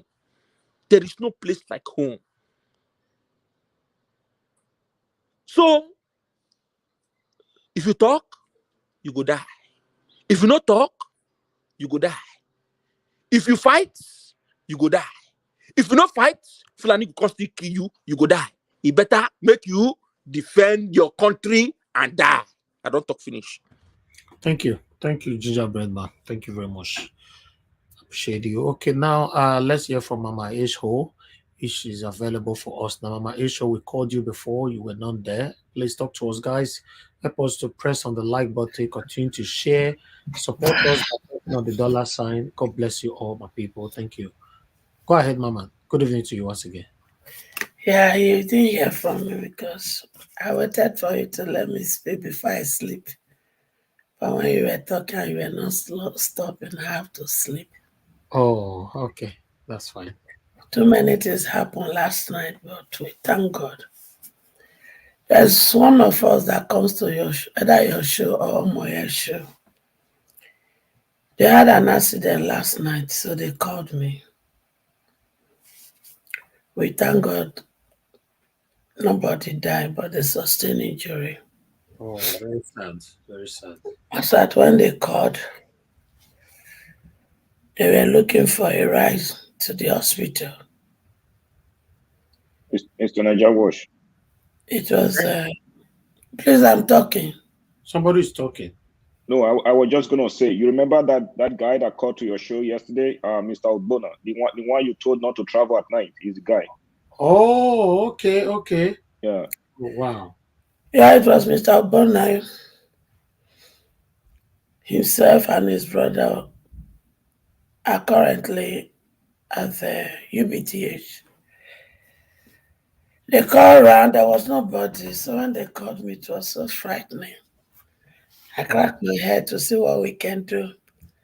As this, I knew I don't know what to do. We have to call on God to send help from the four corner. In 30 minutes time, they called me. Road safety came and they took them to the hospital. So when they got to the hospital, they also called. The last call, I called them to know the situation. They were already admitted. I think according to him, there's likely a broken bone here. The younger brother leg, I pray that one doesn't have any injury there, but they were waiting to go for X-ray or get result of X-ray. So he was on and off in the night, so I didn't sleep. And then I entered my day, another Bogoro. But thank you, Mama. Thank you. We thank God that they were alive. We thank God they know we are family and they could call, because in situation like that, you just need your family to just give you the word of encouragement and hope so that the brain can reset. Their vehicle entered into the ditch. I think the driver slept off. That's what happened.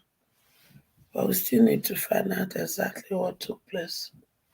I was so scared to death last night about them because,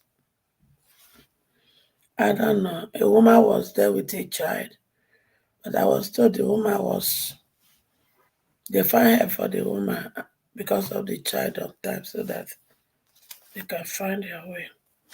But that's in Nigeria we have. That is what we are talking about. You'll be talking since I was waiting for you to mention ambulance came, because there's no ambulance. No ambulance. No ambulance. Then another thing, you're on your own. Another news that came yesterday, a little bit frightening, but then I like the fact that it came so that we can, not just me, in as much me and the other person was mentioned in that discussion, but it is meant for all of us so that if any of us want to travel here, home, please, call your embassy. If you have a dual citizen, make sure your embassy, your homeland security, they know you are in Nigeria. Because all the Abobaku of Tinubu, they are everywhere. One of us traveled to Nigeria and came back. He called me yesterday.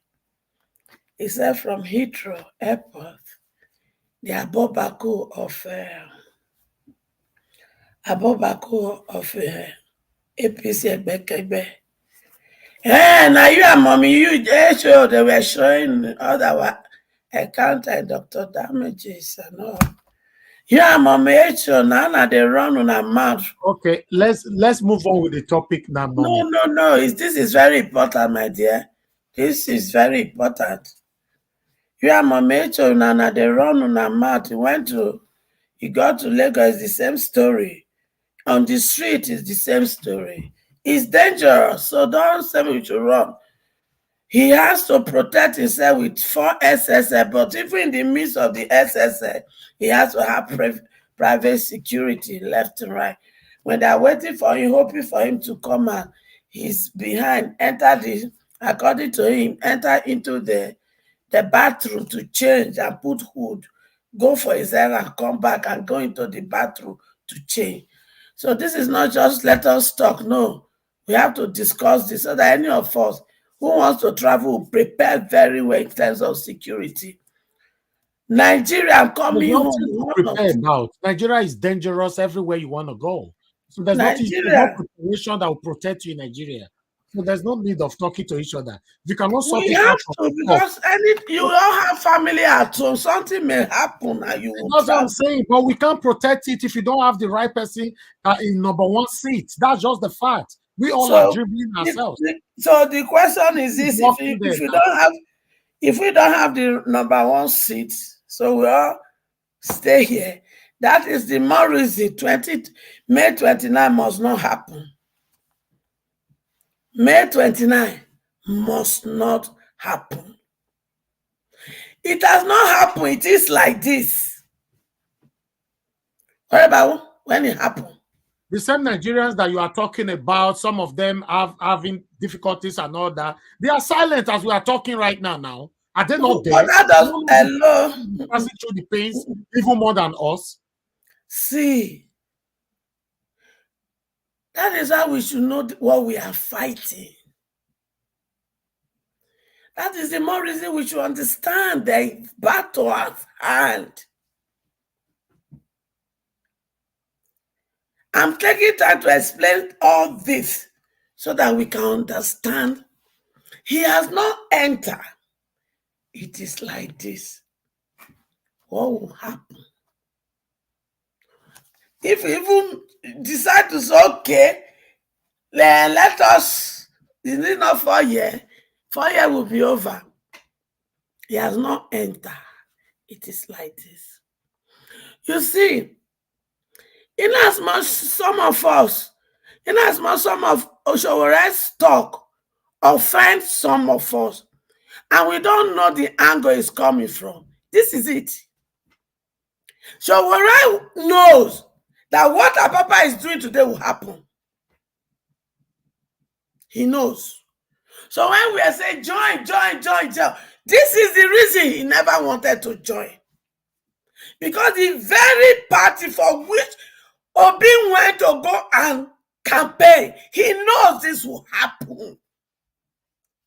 He knows. Now, they are the one who say it doesn't have structure. They are the one that call you people lazy youth. They are the one that say no structure. They are the one who call you people internet people. They are the one who say don't come and vote. They are the one who say go to court. They are still the one telling you to go and withdraw your case from the court. How many are these people? I just want to know. How many percentage are these people? How many? I want to know. Children, I want to know. I still ask you. Children, home and abroad, 29 of May must not happen. Because if it happens, All of us don't dey exile. All of us don't dey exile. If you like, make anything happen to somebody that is dear to you in that country, Nigeria, you can't go without waiting. I just talk so. Children home and abroad. Plan for 29. And those of you who get evidence of all of them, it is time we use the weapon of shame. Every evidence. Now, not that how school I be. Now, I be new school. Technology they una handle. Make una use her. Make una use her. Evidence against their wife, evidence against their children, every evidence on all of them. Spare no one. It is war, children. It is war for survival. It is war against our destiny. It is war against our dignity. It is war. They are the one that ask you people to go to court. If they are sure of their victory. Why planting a papa to cause this? And he walked with his leg to go and withdraw petition. He didn't put there. That means if the judiciary really sits, the case will not take hours for us to get victory. And now they are pressing the last button. And it is a shame to those LP that are collecting Ghana must go in this state. It is a shame. This is the reason. This is the reason. Showore says, I will not. But those who doesn't know, they think it is pride. Showore know this will happen. Children, this is a fight to finish. Oh no, government. Mama Esho, I don't understand what you say. Showore knows what will happen. What? Showore is against to be 100%. What are you saying? No, you see, don't forget, this is not Obi matter. This is your destiny. That's what I'm saying. Then what's Showore fighting for? This katakata happening in the party. This katakata that is happening. So when I know that majority of the people in LP, they are planted by these evil people. But Mama Hecho, I'm a bit confused though. Because confused, he's not targeting. He's not. If he knows all this, he's not targeting his comments in that direction. What he tends to do is he's picking up on things that. You listen. We are not here to discuss Showore. Exactly. Let us not lose focus. I just brought it into what is happening in LP as a party. LP is a mixed multitude. Some are from PDP. Some are from APC. They are mixed multitude. And they are there to cause this kata. I think there was an interview today where the LP, one of the LP stalwarts, Apapa. No, not Apapa.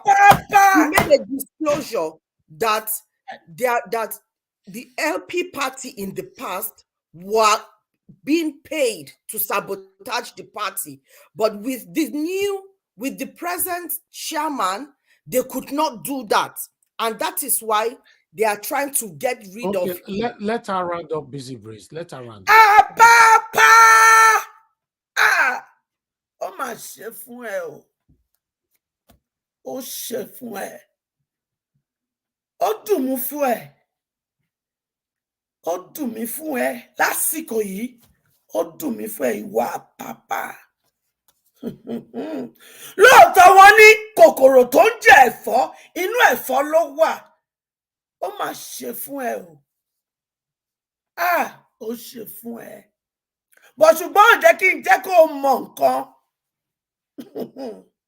They say na fly wey not dey hear one, and they follow dead body enter grave. Papa. Now you be fly wey not dey hear one. And as you know dey hear one, you go follow dead body enter grave for this matter. You look me and my children finish. Una do the nonsense from beginning. Una say they be lazy youth. Nothing una not call my children home and abroad. Papa. There's nothing you people did call these children. You people stole their destiny. And you people gave them hopelessness, poverty, and lack. In the process, many women has lost those same children to their wickedness. They lost them. Those women are crying today. No begin to put water for cup for them. Papa. No begin to put water for cup for those women to drink. And they are in their old age suffering because of their wickedness. They are suffering because of you people wickedness. And these children, you turn them to Yahoo boys and girls. The younger generation are cutting the neck of their mother to do ritual because of what you not do. Papa. You turn them to Boko Haram. You turn them to Fulani herdsmen and kidnapper. Every crime you can talk about in Nigeria today, Nigeria youth has are there. Not because they want to become that, because that is the only thing you people give them room to do. And call 2022-23, they said they want to change for good. They now choose somebody they feel has what it takes to make them change for good and use what Papa God put for here to make a legitimate living. They work hard. They voted their choice. Despite the evil and killing during the election, during the registration for voters card, una suffer there. Few days, few weeks to election, una withdraw cash. In hunger, they still went out. As Oluama and Tereba threatened and killed some of them, they still went to vote. That's a result. You people stole it from them and you tell them. You dare my children. You tell them to go to court. They went to court. You people provoked them, but their principal asked them to be patient. They listened. We're not going to stop there. Papa, they now gave you Ghana must go to come and do this evil. The only thing when I go tell you, and those walking around you, now fly, when not they hear what, now they follow dead body enter grave. Children, the drum has been beaten. Let us dance to their music. Thank you.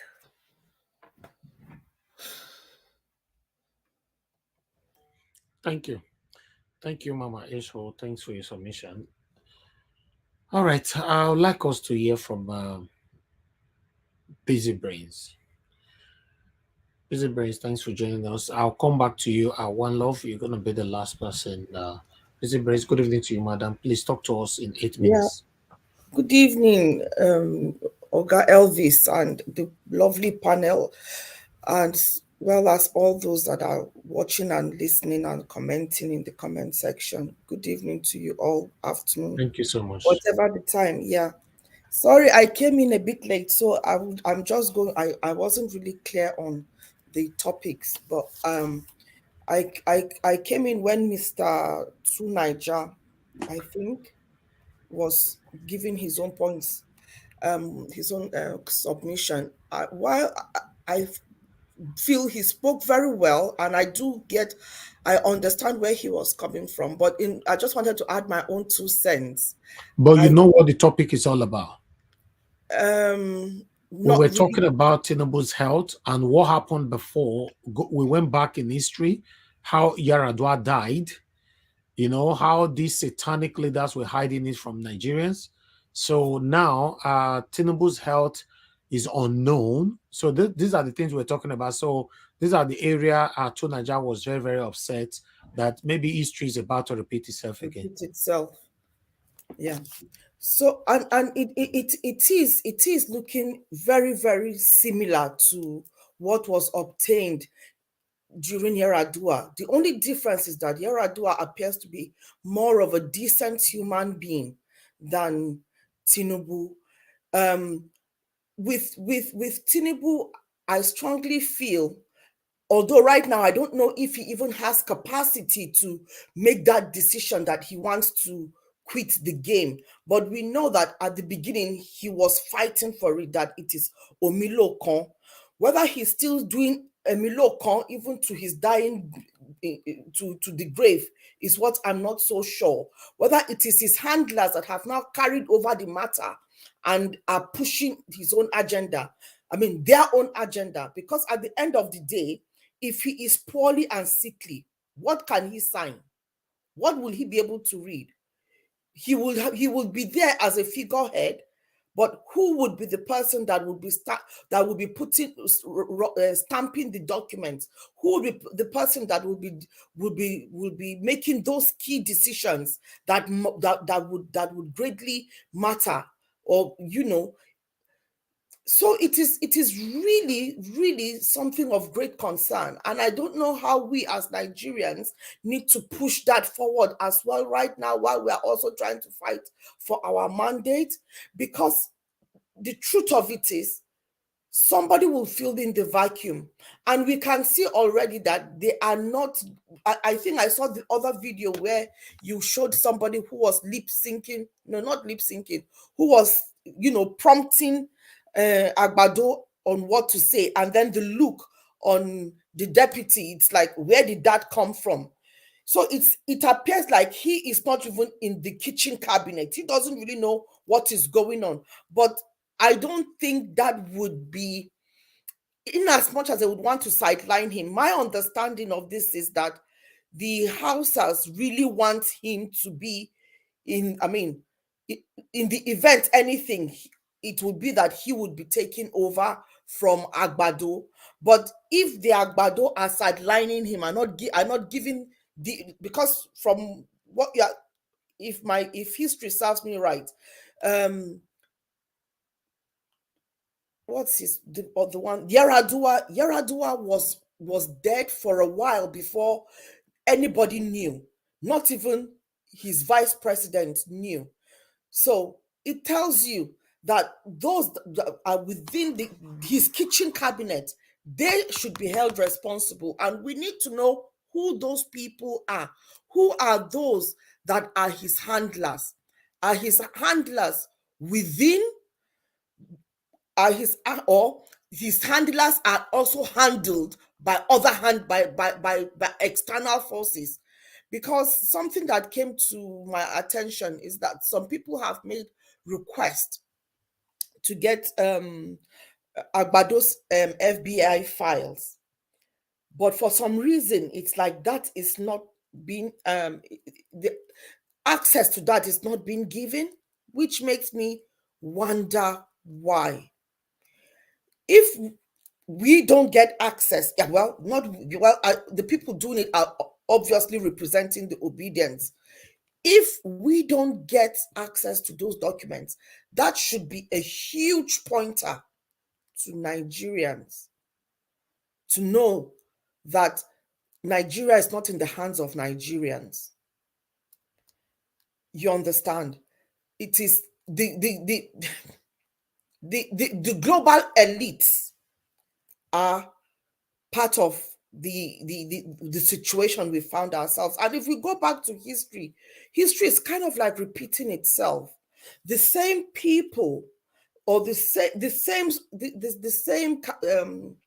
cabals that hijacked the African continent and carried us away as slaves to other parts of the world. The level of that satanic wickedness to trade in human beings, enslave them in the most inhumane conditions and situations is what is still happening now, but in a different way and in a different form. Because how can a country, as rich as it is, as Nigeria is, we are still enslaved?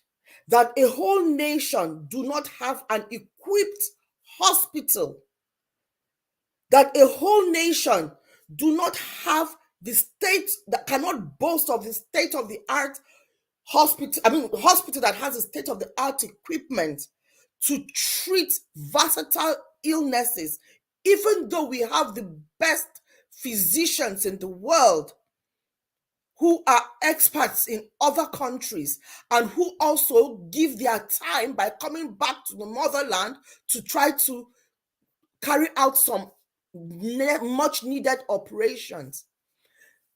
That we cannot do that, but each senator, each governor, down to their minions or jets, our own presidents, our leaders, look at the Okerimadus. They came abroad for treatment. Something that they can be treated back home if there was that state-of-the-art equipment. Our roads are not good.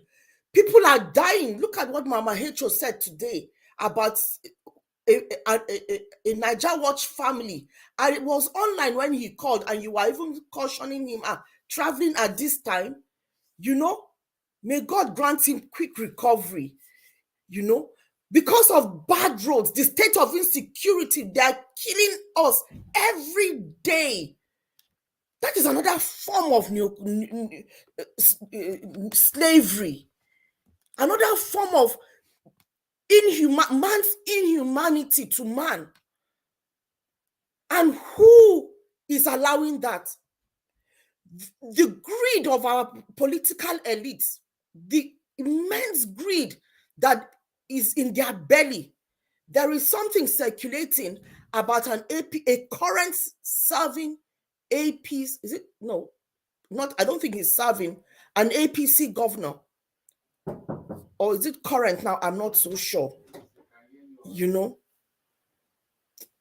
Sorry about that. My thoughts have been distracted by, a current serving APC governor who has been kind of sodomized, or so to say, and is being blackmailed, because it's all about the blackmail, and being asked to make payments of over 500 million every month.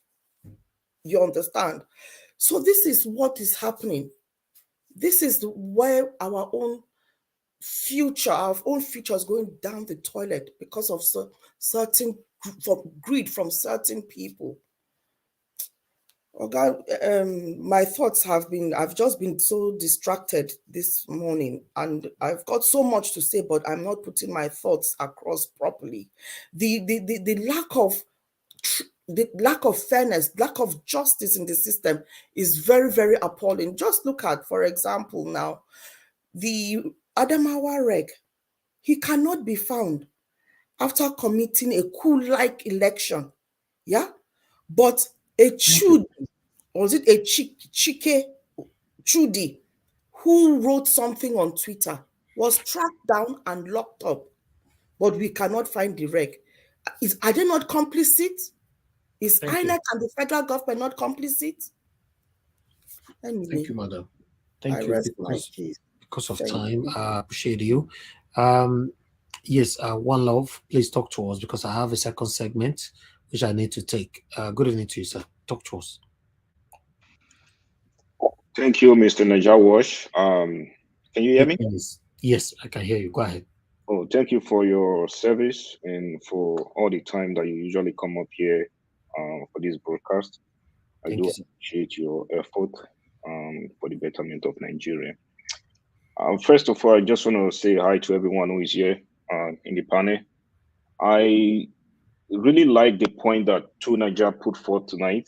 I'm really impressed and I support everything that he has said. It's sad that at this point we do not have any way forward in our country. I mean, since 1999 and even since 1960, it's just as if we are just going back. We keep retarding and we're not moving forward. It's really sad.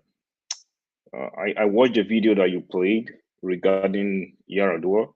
I remember then I was still in Nigeria when Obasanjo was holding his cell phone while campaigning.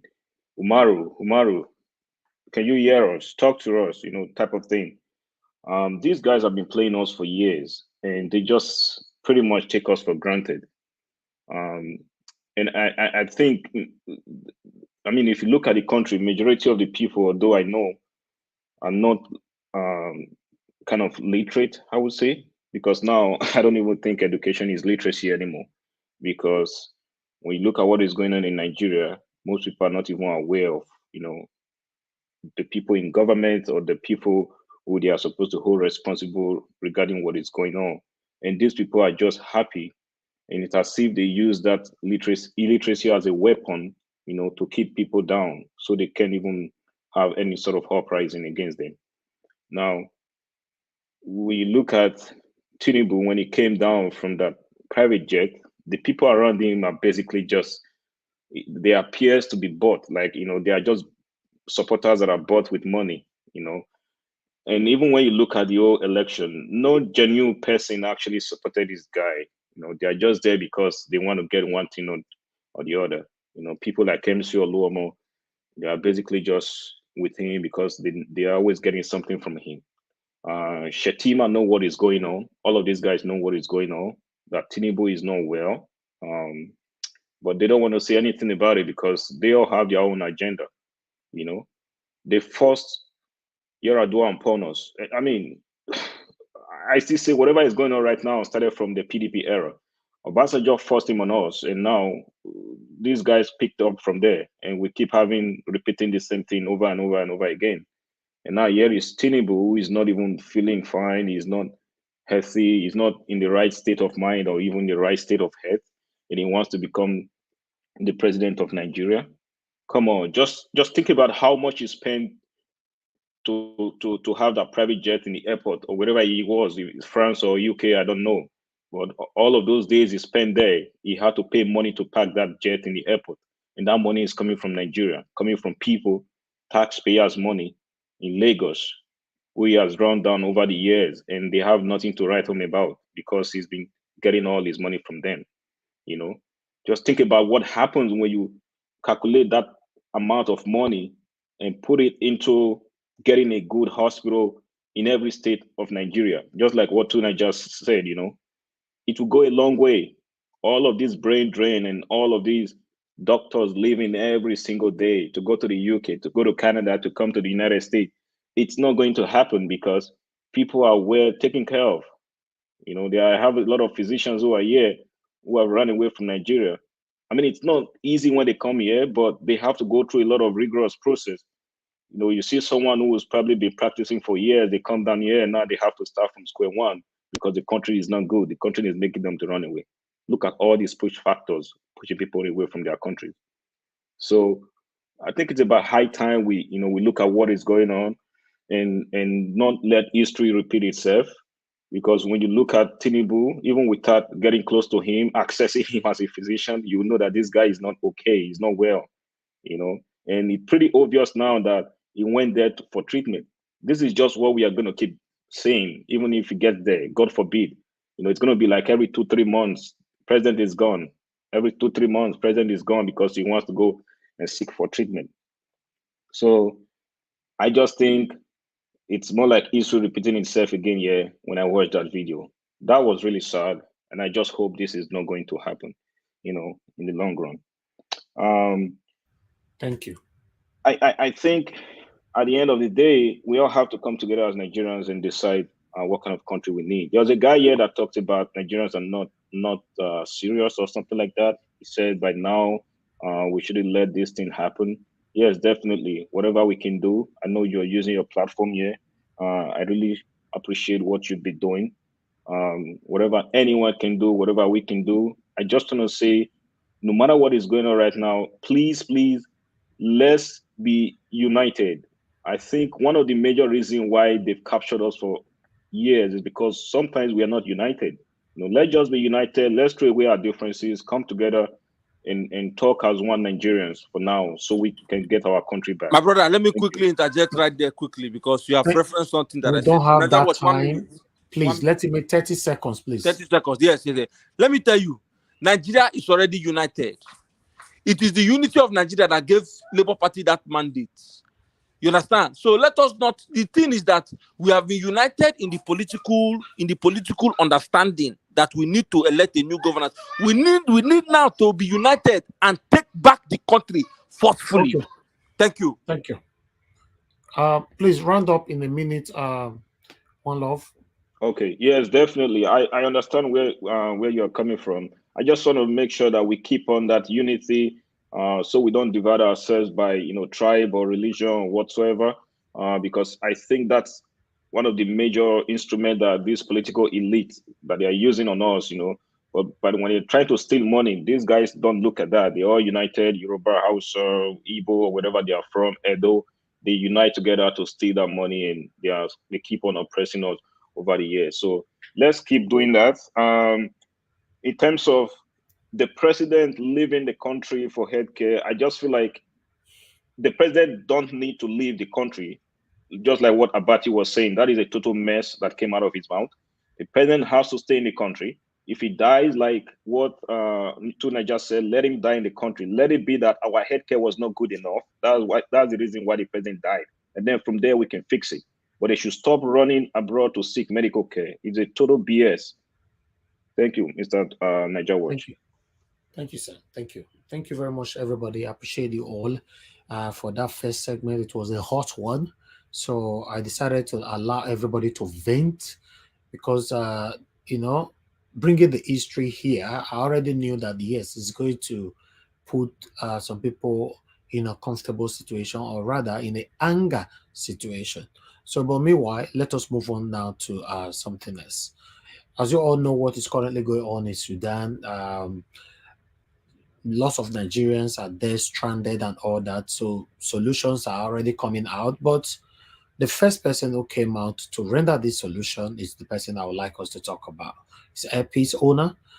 So please, let us watch this video quickly. Before we go on this video, please, guys, can you help us to like and share? Continue to press on the like button. I can see we currently have 500 likes. God bless every one of you that have liked this broadcast today, and those of you that have shared as well. But I would like us to hit 700 likes today. We can. It's possible. God bless you all. Please, guys, press on the $sign. Encourage what we do here. I really do appreciate that. Thank you so much. For those of you that have super chatted us, I want to quickly appreciate you guys. Dr. Alexander Gomez, thank you very much, sir. Ame Bright, thank you. Nosa Haire, thank you. Adelaja Ogumbi, thank you very much. Love of God is my strength. Thanks once again, Bella Naomi, and I do like Wash. God bless every one of you. Thank you very much, everyone, right there, all our spectators, and those of you watching us, and those of you, on the comment section. Thank you very much. God bless you all. Let's quickly watch this video right here, then we can take a final submission on it. In Sudan is Alan Onyema, Chief Executive Officer of Airpeace. Welcome to the morning show. Well, quickly, When we had issues in South Africa, you have to evacuate Nigerians. When there was COVID, you have to evacuate Nigerians from India and elsewhere. You keep doing this. And yet this same country has not deemed it necessary to give you national honor. What motivates you? Now you're saying you want to help Nigeria evacuate people from Sudan. On this program last week, Professor Bolaji Akinyemi said, I look forward to Allen Onyema helping to evacuate Nigerians, but they have to pay him. What motivates you to keep giving? Well, to me, it's even a privilege. To be allowed to contribute my quota to my country. In fact, I'm a good adherent of what can you do for your nation and not what your country can do for you. So I thought that Nigeria is a country of about 378 ethnic nationalities. This is supposed to be our strength. The diversity we have today is an envy to all. It pains me that we have not been able to weave the country together in over 60 years of our independence. So it pains me. So whatever I have to do to encourage people to come together, to promote unity and at the same time encourage broad nationalism as against ethnic and religious nationalism which we have in this country. That is why I do it. I do it because I love this country. I believe we could be better than what we are having now. 378 ethnic nationalities. This is a source of strength.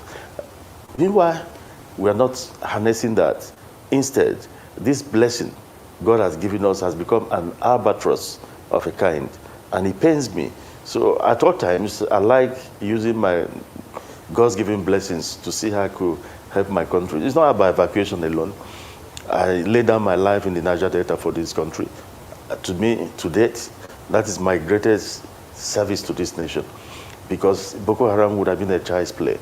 But I laid down my life and got Niger Delta sorted, and today everybody's enjoying. People have forgotten all that. So a lot of people are talking about my intervention during evacuation, during the COVID time, Thailand, India, Malaysia, Indonesia, because Nigerians were destroying our embassies over there, and I felt that was a great disservice to the image of this country. And I sent in my jets to go and bring them back home during COVID. I feel personally honored to be allowed to do that. So it's not a publicity stunt, because I've been doing it right from secondary school through the university, trying to do things. My own activism is centered on trying to bring Nigeria together, because I believe it's something that we should all be proud of. However, it pains me that my gesture has turned and has started causing some kind of problems everywhere in the social media. People are trying to bring ethnic angle into it. For those who are supporting me, the Igbos who are rooting for me that an Igbo man is going to do this, do that, please stop. For other people from other tribes in Nigeria other than Igbo who have something or the other, or one or two things to say about it, stop. It's a Nigerian thing. It's not Igbo, it's not Yoruba, it's not Hausa. I don't want a good gesture to be turned into ethnic debacle. It pains me. Well, it makes me well uncomfortable to the extent that I might not do this again, because I want to promote unity, not to cause disunity with my gestures. Absolutely. And I do hope that these talks would not discourage you from doing good work in Nigeria. We need more Nigerians like you to do more, in terms of social responsibility, helping out where needed. But I'd like to ask you, I want to assume that you're working at least with some form of support or... Okay, I would like to stop it right there. You see that statement from Mr. Allen Onyema? He's the CEO of Airpace. The guy have been doing amazing job for a while. I personally remember what he did during the time of COVID-19, and this one, while you guys also have a different memories of him. So for me, I applaud him. I thank him for the good job that he's doing for Nigerians.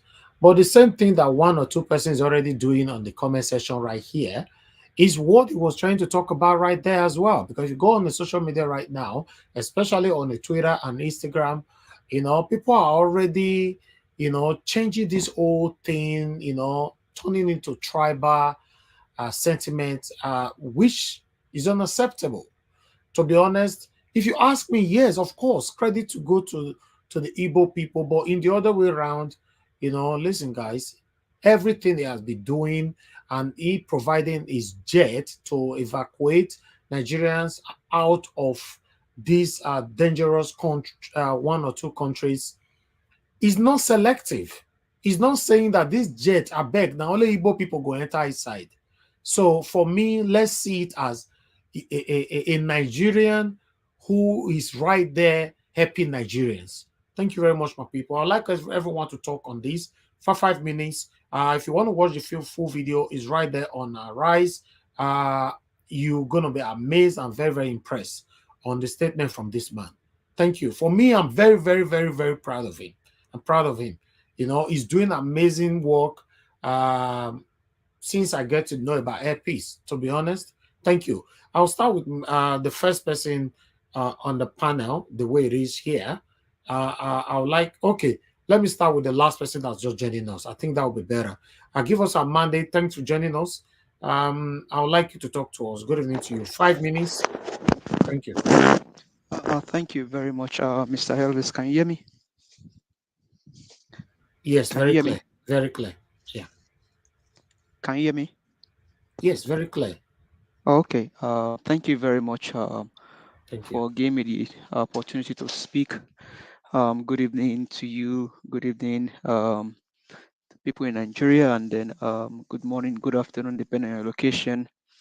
Everyone in the comment section, greetings to everyone. So interesting. We're here again. Always coming to do this. Basically, on the videos that you played earlier, the one for Yaradua, hopefully Nigerians can remember history and not allow us to place sentiment when it comes to the issue of this presidency thing, because it's obvious that Tinubu is sick. He's sick. One, he's not coherent. Physically, he's not fit. Mentally, he's not fit. Character-wise, he's not fit.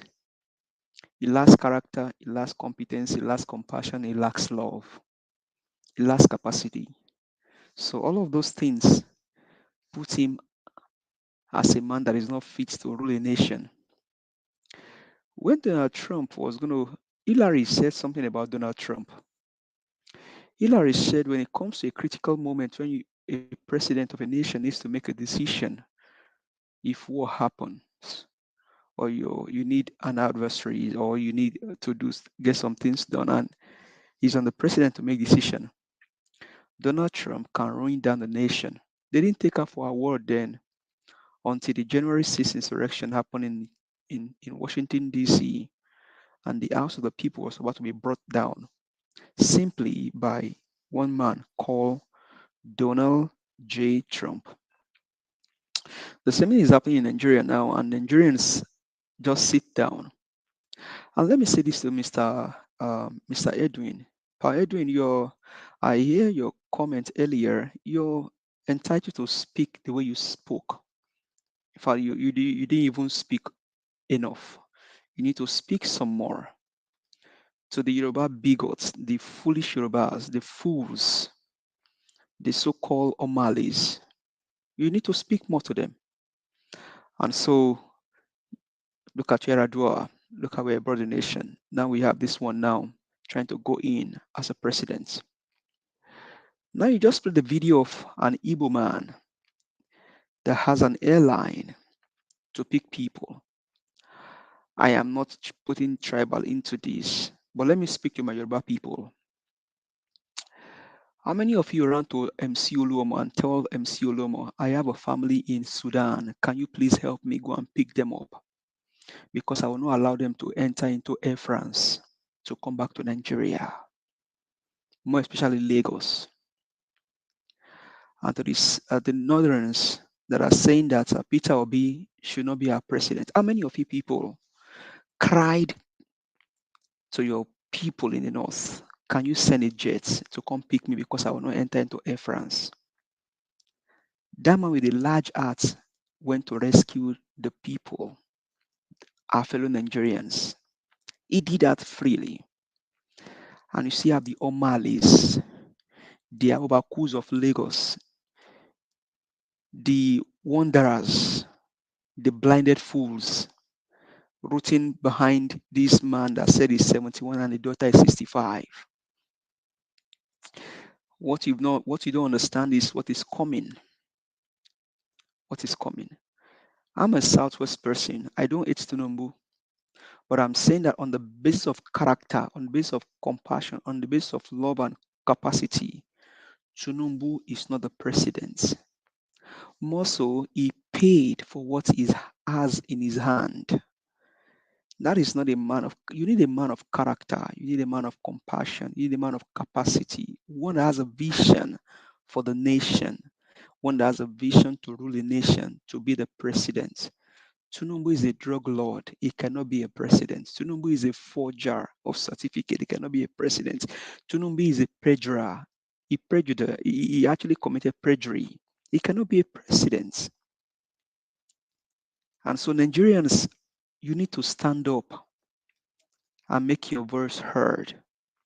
And let me speak to Lamidi Ababa.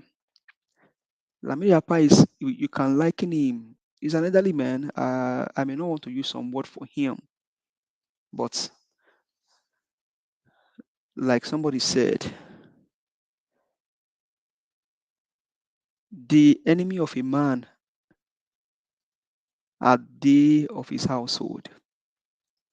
But one thing is he is a failure already, because thank God for the wisdom of Peter Obi for not allowing LP to be the first petitioner on that matter. Maybe he could have been thrown out by now. But I have a trust, I have a hope that this Monday will be recovered back. Nigerians, anywhere you are right now, please make your voice heard.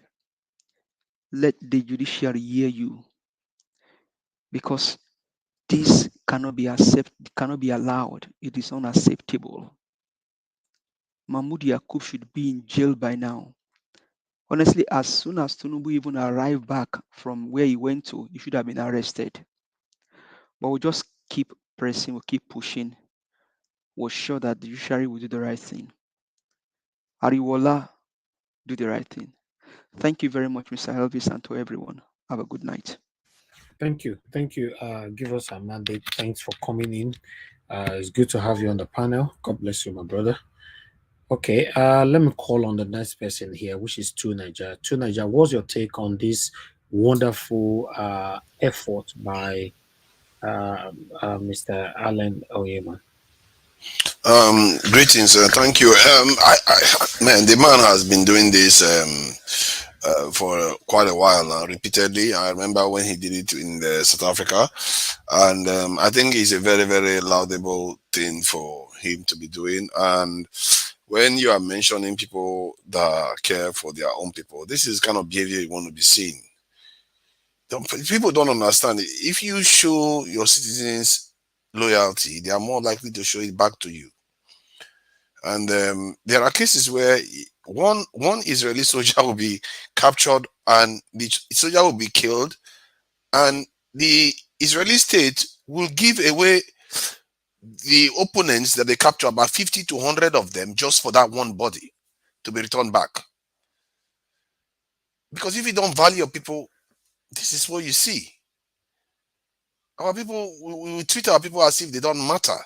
Our presidents sit there and they watch our people getting all kinds of treatment overseas, and they hardly show up.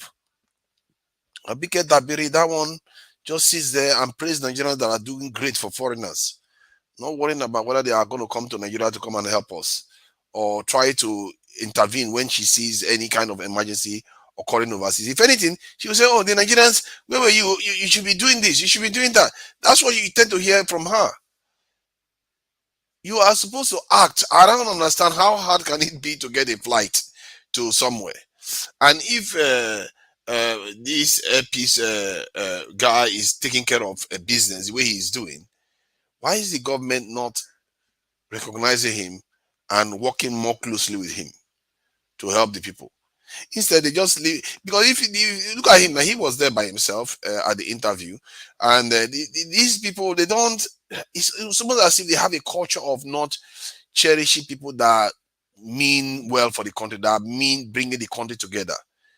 It's like that Air Force pilot lady that was very, very strong and able to do her job, and guess what? She just perished in a Nigerian barracks. People that want to do well for Nigeria, they always look for a way to either silence them or act as if they are just doing it on their own. The federal government should be encouraging this thing, and because the reason why they are not doing it, because they know themselves they are always letting Nigerians down. How hard can it be? You see the conflict happening. You know your people want you to be doing something about it. Just charter an aircraft, go there and get your people back. You should just do that. As a matter of fact, how much does it cost them? But no, they have to wait, and you have to tell them and make phone calls, do this while this stuff is going on the ground. The man is right to do what he's doing, and it's also right to admonish some Nigerians for making it about tribe, because this is something that we have to realize that sooner or later, it's not always, everything is not always about tribe. Sometimes when you take it outside tribe, that's when you actually benefit more for each tribe. We have to learn to operate outside our tribe and as a country, because that is what we are. We like it or not. Because that way, at least you get better outcome for your people. That man didn't ask, oh, he's not going to go there and say, oh, are you a Hausa man? Or maybe you should wait. And the next time we'll come and pick you. He doesn't do that. He just brings everybody because we are Nigerians. You carry the Nigerian passport. You can't be part of a club and just keep shitting on the club. In the end, you and sorry for that language, in the end, you are messing up the club you are part of. The people that belong to another club, they will be doing better while your own club is falling down. And I like people like that, and I hope we see more of them. I'm not even sure I can remember anyone like that in the country. I don't know if anybody remembers. Let them tell me, because there are very few Nigerians that talk without a heart of tribe on. There are really very few. In the presidential election, it's only Tinubu that it's only this Peter Obi that actually literally stated it himself, that it's not going to be about tribe, it's not going to be about religion, that it's just about what he can do for the people. And you don't see that very often, and I hope we see more of them, and especially coming from the southeast of all people that have been, they've experienced a lot of things that could, turn somebody's mind. But look at what he's still doing, and this is what it takes. That man is strong for doing what he's doing. It's not easy. He could have easily fallen into the trap that others are following into. And I hope we see more of them. Thank you. Thank you very much, Tonaja. God bless you. You see, let me quickly say this before I will call on the next person. Those lunatics, those idiots, fools who were fighting in Lagos, Yoruba, Igbo, move away, get out, and all that. I wish, say if you be Yoruba, as the airpiece owner, provide the jet, make on carry owner for Sudan, you be Yoruba. I hope say you don't enter inside that plane. If I no go enter. You say? If I just say I no go enter, say na Igbo man jet, I no go enter them. Exactly. I hope say they refuse. That I say they be all Mali. Yes, they are all Mali. I hope say they no enter inside, because this, listen, my people, it's not only the Yorubas in Nigeria. During the time of that Lagos election or the presidential election, some of the Yorubas that lives abroad, some of them have YouTube channels. Some lunatics, they have YouTube channel that comes out almost every day as well, and pay deaf ear to what is happening, and they are 100% in support of the tribal war they are about to start. They are still doing it. They are still doing it, Mr. Elvis. They are still doing it up until now. I know, of course, that's what I'm saying. They comes on air like the way I come on air every day. But my concern is that how come they did not refuse this now? Did any Yoruba person provided a jet to go evacuate our people out of Sudan? My people, you see, when you are fighting fighting for this satanic government, you need to think. Mr. Elvis, can you allow me 1 minute? I think those ones that even have YouTube like you have, that will mention their name here, they would have, since Oyema, the man from Anambra, like Peter Obi, brought his jet, they would have announced it through their social media, through their YouTube, that, oh, Oyema is bringing jet to Sudan, oh, and you're Yoruba, Emma wonu jet in your Omo Ibo loni o, ṣùgbọ́n ẹ lè ṣe yẹn, and you're Mali, Omo tí ò níran. So it's very sad. We can't continue to treat ourselves like this just because you're supporting a satanic political candidate. It's wrong. I love my Yoruba people. I love my Igbo people. I love my Edo people. I love every single tribes in my country.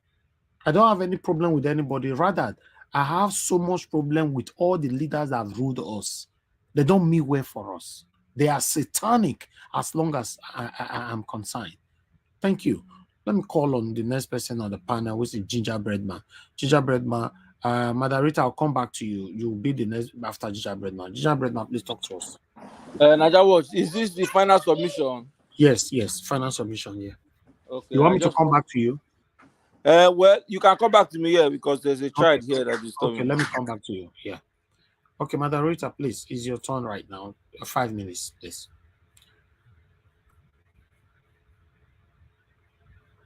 Madarita, you're not available? Okay. Hello, sorry, I'm available. Okay. Please talk to us. 5 minutes. Thank you.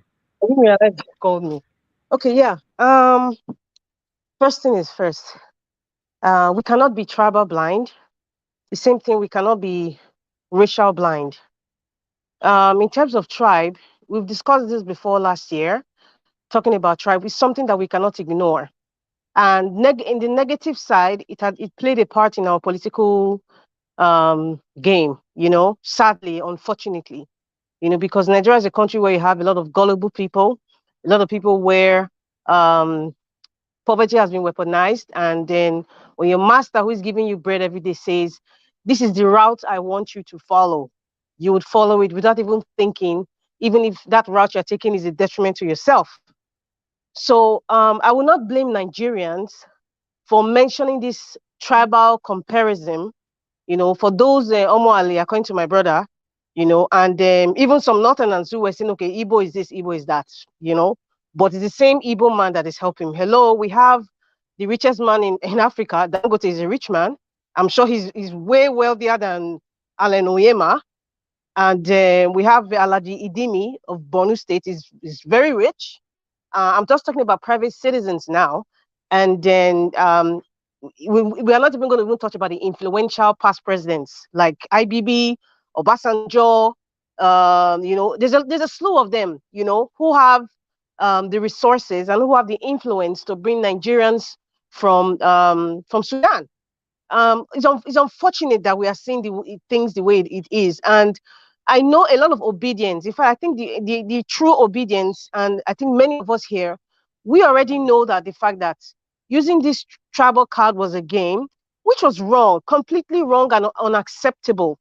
And if that tribal card wasn't used, these kinds of comments coming now wouldn't have come into play. That's the truth. So that's why I say we cannot be tribal blind. We have to recognize what causes a problem. See, that's the thing.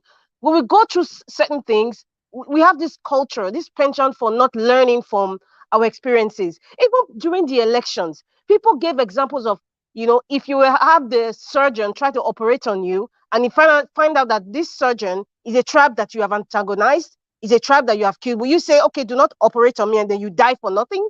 Or if you find out it's an Igbo man who is a pilot that's, flying, a 747, will you say that you will come down from the plane mid-air when you find out that he's from a tribe that you don't like? So those things are, it's clear there. And it's the same thing that Allen Oyema is doing. But however, we still also have to recognize and still keep speaking that this is a typical example why the people should not allow themselves to be used in a roulette game of tribe, especially when it comes to politics. Because when it comes to stealing and sharing money, tribe or religion doesn't come into the fore, right? So we cannot be tribal blind. And I will not blame people who are calling out names. because we're in a generation where we need to call out name. We need to say it the way it is so that people would know. I mean, we have a lot of people who are in Sudan. I think I was hearing from the former foreign minister said that 5 million Nigerians in Sudan, and predominantly majority of them are northerners because they're going to university there, or they're crossing Sudan to go to Saudi Arabia for Hajj, or the ones that are coming back from Saudi and they just ended up settling there. And I know that Alan Oyema is picking them from I think Egypt, you know. So now Nigerian government, I would say, they need to collaborate with this very good Nigerian man called Alan Oyema. They just need to collaborate with him. Now, going to Egypt now, are there other immigration issues that would hinder Nigerians from entering or from allowing airpeace to land? Those are the things that I think they should be proactive for. The Nigerian government, you know, Abike Dabri, they need to be proactive prior to this plane landing on Friday. We don't want to get there and then there's another issue of visa. Nigerians cannot enter Egypt without visa. You know, those kinds of things I expect to be expedited from the Nigerian government side. Since they are not proactive, since we have a good Nigerian like Alan Oyema, you know, doing what he's doing, and he's pro bono, he's not charging anybody, nobody's even giving him any money. How Nigerian? I mean, Peter Obi can do that. If Peter Obi owned an airline, he would do that without even thinking twice. Nigeria Watch, I know that you can do that without even thinking twice. I can do that if I have the resources without even thinking twice, because at the end of the day, it's like, okay, I have resources. Let me save my people without even thinking of who is supporting me. So I just want to say that, you know, this is an example for all of us to learn from. And if anybody has influence in speaking to the Nigerian government, because I know some of them, the way they think like, you know, their mind is obtuse sometimes. They should start discussing with the Egyptian government, because that's where Alan Oyema's airpiece is landing, because they have to cross the border. Sudan is messed up right now. Nobody can go to any airport. So everybody's going to the border countries. So the best bet Nigeria can have now is going to Egypt. And that's where the plane is going to pick them up. But Nigerian government has to do the needful. If there's some certain things that they need to do in terms of visas, in terms of entry and airspace authority for airpiece to land, you know, Cairo, they better start doing it now. We don't want to hear stories. We don't want to hear stories. So Nigeria, well, thank you very much. I really appreciate this opportunity you've given to me. And I thank everyone as well, and those listening from home. God bless you all. God bless you too. Thank you very much, madam. I appreciate you too. Thank you. All right. Let us move on to Mama H-Ho. Mama H-Ho, are you still there with us to give your final submission? I'm here. Okay, thank you very much, Mama. Please give us 5 minutes your final submission on the last video we played. Thank you. In as much I don't want to sound tribalistic, my Igbo children, you have the right to be proud. You have the right to flaunt it at our face. After us, did they not say you mean nothing when they started killing you in Lagos? Did they say you mean nothing when they burnt all your shops in Lagos? So flaunting it in our face is your right, and go ahead and flaunt it. Nevertheless, we are one Nigeria before tribe. And for my brother Oyema, thank you. Thank you to show that it is not everybody that are called to play the role of a humanist. You are indeed a humanist, just like the last scholar said. You are not as rich as Dangote and many, many others in Nigeria. But because you are a humanist, with the little God has blessed you with, you always comfort when no one is ready to help our fellow Nigeria in a war zone. May the good Lord continue to bless you. I thank you for teaching us that being a humanist is the only way we can contribute to our society. Thank you for teaching us that no matter what, we should always and always put Nigeria first. because that is the country we are all being bettered, of which we did not have a decision to say that is where we want to come from. Despite all they are doing to your tribe, you still did not use that and hold it against us. Thank you. And to the Nigerian government, shame on you. Shame on you. I be there, Kabir, what they call yourself. You they go hire bosses. And yet our brother, who will always comfort when you people are sleepy, you didn't put in it the picture of your equation. Because if you hire, you go pay more. You can't go hire bosses. Now bosses, you want to spend 150 million on top, eh? Shame on all of you now. Look now, where? Look now, they dance about on the streets of the global world with shame. But you see, all this money one at the color B. Papa God, I thank you. Because naked, you came into this world. Naked, you people and all of us are going back. So if you not like, make una the color B money when they're supposed to take do things, now go leave them behind here. If they like, make they carry some, put for inside your grave. Arm robber go come dig the grave. They go carry am. If they like, make they take and buy gold, because not only Nigeria, now that they use gold casket till they bury their people. Arm robber, they go come carry am, wash am, dump you there, carry casket, go wash am, go resell am. So all of them they loot, they gather. Continue. Naked you came into this world, naked you are going back. He passes feet when all of us go enter. He passed his feet. So, Onyema, my brother, thank you. We are looking and following your footsteps, because that is what God has called us to be. And to my Igbo brother, I beg, one flaunt at little, make una stop her, so that I no go cause kata. And any Egbe Yoruba, the APC group, I beg, when the plane come, una better enter social media everywhere, make una make announcement that no Yoruba blood must enter that plane, because the plane belongs to Omo Igbo. Exactly. The plane belongs to Omo Igbo. One man want to know. Tell your Yoruba brothers, when he there for that place, may they not enter Omo Igbo. May they not enter Omo Igbo plane, no. Because if you not enter, shame on all of you. Shame.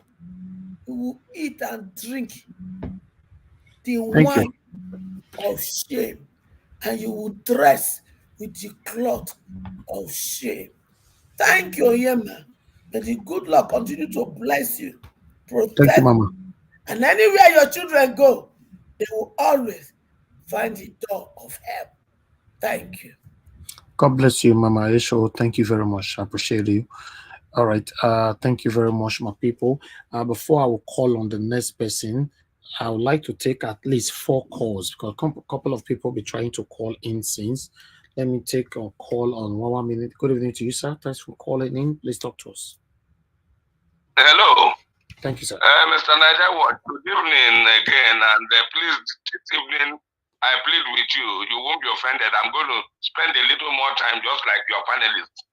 No, we don't have the time anymore, sir. Just go straight to the point. We are rounding up now. We have a time limit. Now, about Onyema, first and foremost. Well, I thank God he came out to say Nigerians should please not continue to identify him as an Igbo man. Yeah, that is sensible, and he helps to let people know that yes, this is a deep tribalized Nigerian.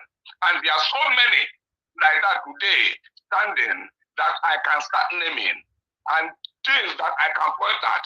But beyond that, let me stop at that with Onyema. I go to, there was a comment, Mama HB, or what you call her, said. And No, not what you call her. Don't use the word what you call her. Her name is Mama H-O. I didn't remember the full name. I'm sorry. But the word what you call her, sir, is rude. Nobody can use that against you. Okay, sorry, Mama something. I don't know what. Mama H-O. Mama H-O. Go ahead. Thank you, sir. I said Mama H. I didn't remember the other one. That's why I said that. Now, what am I saying? When she was talking of my children, you turn them to Boko Haram, you turn them to this, you turn them to that. Let her be specific so that she doesn't put words into the mouth of these people to say that it is the followers of P2B that we are the Boko Haram. We know who they were, we know who we are doing those things, and that is how it is. Yeah. Now, coming to the, what do you call it, the Yaradua issue. I want to say, yes, I was in Nigeria then, and I was in Abuja then. The night they brought Yaradua back, they took light at the airport. I hope you people are aware of that. Light was taken when they carted him away. Yeah. Even though from what you read there, they said he died on the 5th of May in Nigeria here. I thought it was his body they brought back. Now, one other thing, the panelist jump is our incumbent president. If you remember when Charlie Boy and one of the Yoruba fellow, I can't remember his name now, both of them came out at Abuja here to say, no, this man has overstayed in Europe. Okay, sir. He should come back and take over his office. If he's not ready, something else they should hand over to Oshiba. Thank you, sir. That is there. Now, another one is happening.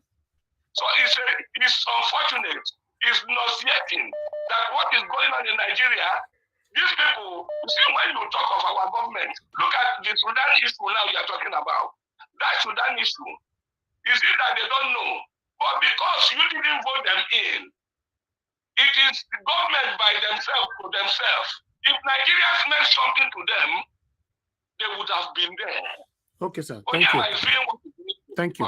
He believes he's a Nigerian. Thank you, sir. Thank you. Thank you, sir. Thank you. They don't belong. Thank you, sir. Because of time. I would have loved to speak more, but I know.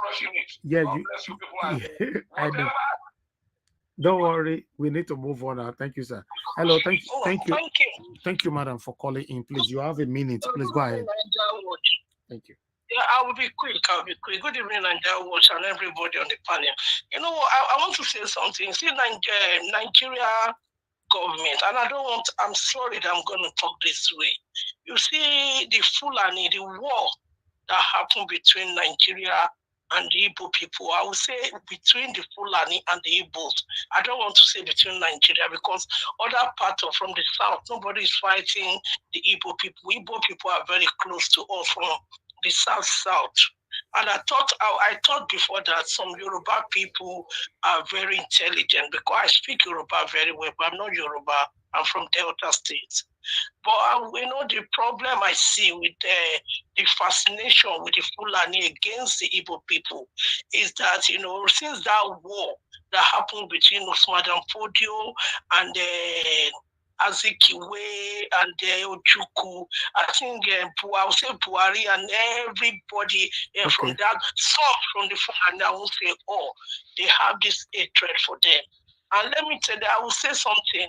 Nigeria, for me, cannot go forward. I pray that God should let us go forward. Nigeria people must apologize to the Igbo people. Where there is no peace, you will find out that it is difficult for things to work there. And I pray that God will help us to find a place, because if Joe Biden can go and lead down in front of this black man that was killed in America, Thank you, madam. Thank you. God bless you, madam. Thank you. Yeah. All right. For me, if they lie, may they apologize. If they don't want to apologize at them, no, let them go if they want to go. Because the Nigerian government are becoming too satanic and devilish. Look at Oyema that is putting in his resources, his jet, everything, his money, everything. It's time to help Nigerians. Una doesn't say Nigerian government don't call and give them an award. But when you say go apologize, they apologize. What apology for what? Exactly. These are Nigerians. They are Nigerians. They are not different from me and you. They are Nigerians. In fact, more sensible Nigerians than even some tribes like Yorubas. More sensible. Okay, now you have Dangote. Somebody just mentioned Madam said about Dangote. Why can't Dangote donate money to go and bring it from Sudan? Why can't Tinubu has a private jet? Why don't he give his private jet? I mean, he's the president selected by INEC. You say, okay, All as right. a president select, I want to Let's give my move on. private jet. Go and bring them. Apologize for Thank you, my what? brother. All right. I would like to hear from okay, hold on let me pick this call quickly. Hello, Madam Deborah. Thanks for calling in. Please, you have 1 minute. Good evening to you. Talk to us. Yeah, good evening, Nigeria Watch. Good evening to everyone. I just wanted to make a contribution to the previous videos. It's just regarding Tinubu's health. The truth is that anybody, especially anyone in the medical profession, once you see that man, you will know that he's looking really sick, and that they said he looked chubby. Obviously, he's not well. There's obvious signs of retention in him. So anybody who can see him can obviously see that the man is not well. I'm sure they're just trying to push to see how he can manage to get to the day of the swearing in, so that they can swear so that he can be sworn in. But I doubt if that can happen because he's obviously sick. Okay. Thank you. Thank you, madam. So God bless that's you. just my own contribution. Thank you so much for what you're doing. God bless you, madam. I appreciate you too. Thank you. Okay. My people, I'm sorry, guys. My callers, I did not prioritize you that much today. It's not easy. Coming out every day is not easy, to be honest. If you think it's a normal thing, it's not easy for me. So I just use the energy that I have to do what I can do. That's what I'm doing. So please understand with us. God bless you all. Okay, let me quickly move on now to Mr. Edwin. Mr. Edwin, sir, please use your 5 minutes now, your final 5 minutes. Thank you, sir. Very much, Nigeria Watch. Thank you, fellow panelists, everybody. Yeah. After all good saying, I have listened to almost everybody. And first and foremost, did you anybody realize that this afternoon, Buhari categorically said he refused Ojema going to do that job? We should start from there. Nigeria government was refusing Onyema to go and not to go and do that job because it's an evil. It's on net. People should go there, go to net. Now, if they want to help, as we now say, these are Nigerians. From the statistics, there are just about 4,000 Nigerians there. And if Nigeria government brings out $4 million and give everyone 1,000 to find their way, would they come home? Because it's still an African country. With about $300 or $600, they can buy ticket and go home. Now they are not telling us that they went to go and use bus to take them with $1,200. Why don't you give them just budget $4 million for every one of them? Let them go home with this. Find your way. You have your papers. Because the way I reason is for me different from every other people. Because when they are doing all these things, now Abigail Dabiri, I think this is the last money she's going to eat now. Well, I don't think she will spend up to $200,000. She will not be free with about $1 million now. Contingent cost is not there. It's not there yet. So mobilization cost is not there yet. At the end of the day, they will not tell you where they met them was a deplorable situation. They spent extra $800,000 to feed them before they were able to take them away. This is the news you are going to hear tomorrow. So I don't really understand what is going on. Buhari has become a curse upon Nigerians. and Nigeria as a country. He has become a cause support Nigeria and Nigeria as a country. He was saying this afternoon that he's not going to accept that thing.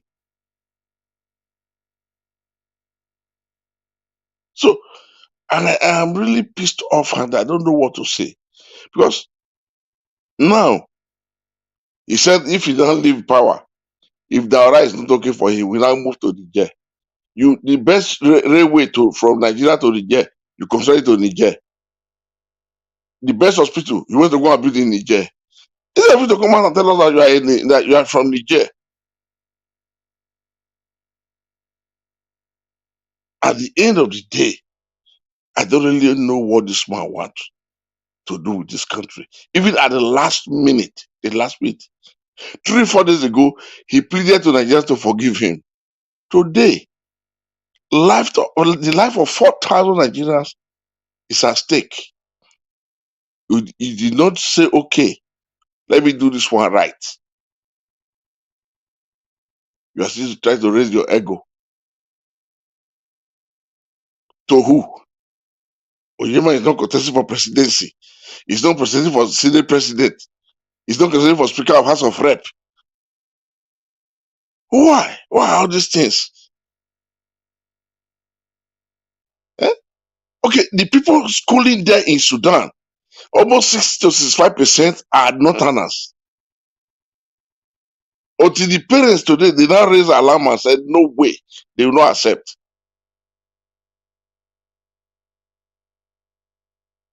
That somebody has offered and their children must come home. These are people that send them with scholarship, but when it's getting tough, they will pretend not to know what they are doing. Most of them, they are students. So I don't really know. I don't know. Because this man, Babangida said one thing when they overthrew him in You have 10 1985. seconds, sir. 10 seconds. Yeah. He said, we removed that man. He did not use Buhari. He said, we removed that man because he doesn't know anything administration. Thank you. So, thank you. Thank you, Mr. Edwin. God bless you, sir. Thank you so much. Let me take this call quickly. Thank you, Mr. Chris, for calling in. Good evening to you, sir. Please talk to us 1 minute. Good evening, Nigeria. Good evening, everybody in the panel. Personally, I'm not tribalistic, but not until we face the problem we have in Nigeria, I don't think we are going to go forward. The way as it is now, we can sugarcoat it anyhow we like. But the truth is that there is a deliberate attempt to sideline the Igbos from the affairs of this country. Now it was the president, the one that is just leaving now, Buhari, that called them 5%. Look at what Tinubu has done. I just constituted his transition committee. No single Igbo man there. The Igbos have sacrificed a lot for this country. There's no use for we to be pretending that, we are not tribalistic. No, nobody is tribalistic. These people want to be a part of the country, but the country is not giving them the opportunity to be a part of the country. So whenever there are people do anything good, they should blow it, because if you don't blow your trumpet, nobody is going to do that for you. Personally, I'm a Benin man, but I don't think I like the way the Igbos are being treated in this country. They are treated like second class, not even second class, third class citizens. Now, the only reason, if you people don't know, that they don't want Peter Obi to get to the seat of power, is not because he's an Igbo man. If not that, who else is as qualified as Peter Obi? So not until we keep saying these things the way they are, it's not about being tribalistic. For example, it's not just about saying one Nigeria, one Nigeria. I've not heard people saying, we are one Netherlands, we are one UK, we are one Germany. Because the fault lines are not there. Something is wrong. That is why we keep saying we are one Nigeria.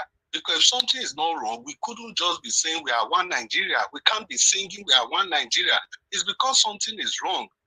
You don't hear other countries say we are one Brazil, we are one Argentina. because something is definitely wrong, and we cannot shy away from that. And those things must be addressed. So the people that are saying that, oh, Onyema is an Igbo man, there's a reason why they are saying it. Can't we all see it? The country is divided. We must realize that there is a problem, and we must confront this problem instead of shying away from it. Thank you very much. Thank you, Mr. Chris. Thanks for saying it, Tyrese. Yeah, I understand where Mr. Chris is coming from. It's very sad, man. When you think about everything about Nigeria holistically, is so sad, man. Nothing is working. We all are just, we are just. I don't know. I don't want to think. I don't want to say that we are just wasting our time, but it is well. I believe if they fail to give Peter Obi this mandate, that is it. To be honest, that is it. Because every Nigerian that woke up this time was because of Peter Obi. No, we can't continue like this, man. It's not working, man. It's not. One love, please talk to us.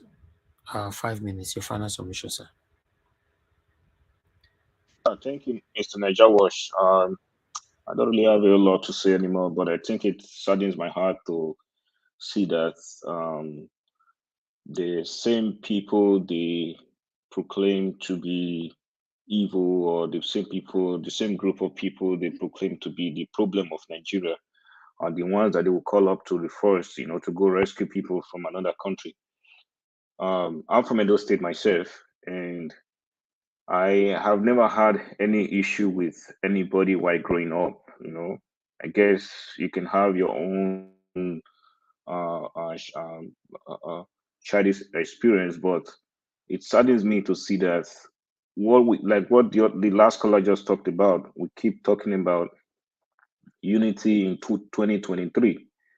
So that's why I keep saying, if we can live in peace, if we can live together, why don't we all go our separate ways? But look at what Onyema said. The issue here is not, to try to divide people by tribe, by religion and some sort of differences.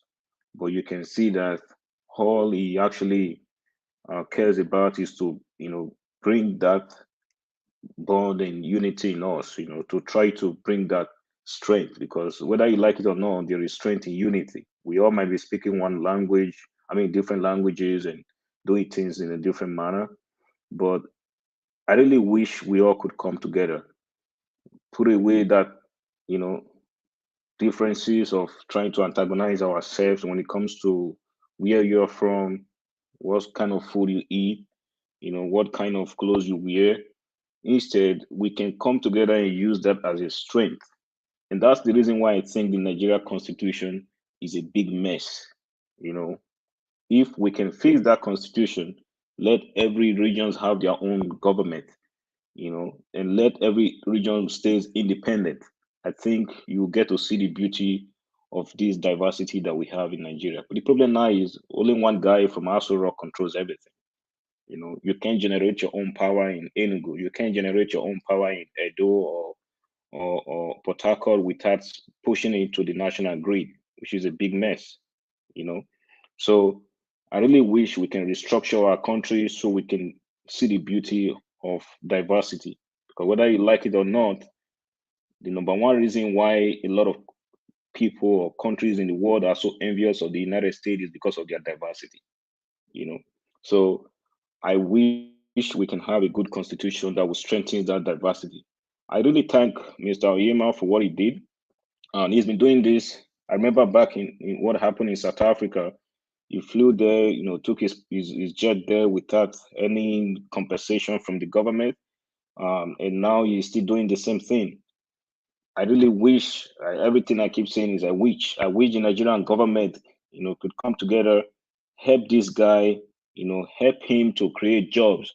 I know he probably created almost 3,000 plus jobs in Nigeria just by doing that alone. This is a guy that the government would have encouraged, give him a lot of tax breaks, help him in any way they can, just to make sure he keeps on creating these jobs and helping people and pulling people out of poverty. Thank you. They think they can fix everything alone, but they can't. So thank you, Mr. Yema, for what you're doing. And even though things might not be well at this time, but I know once Obi comes into power, a lot of things are going to be fixed. Thank you.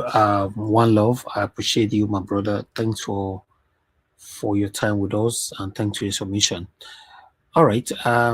Let me move on now to Busy Brains. Busy Brains, madam, please give us your final submission, 5 minutes.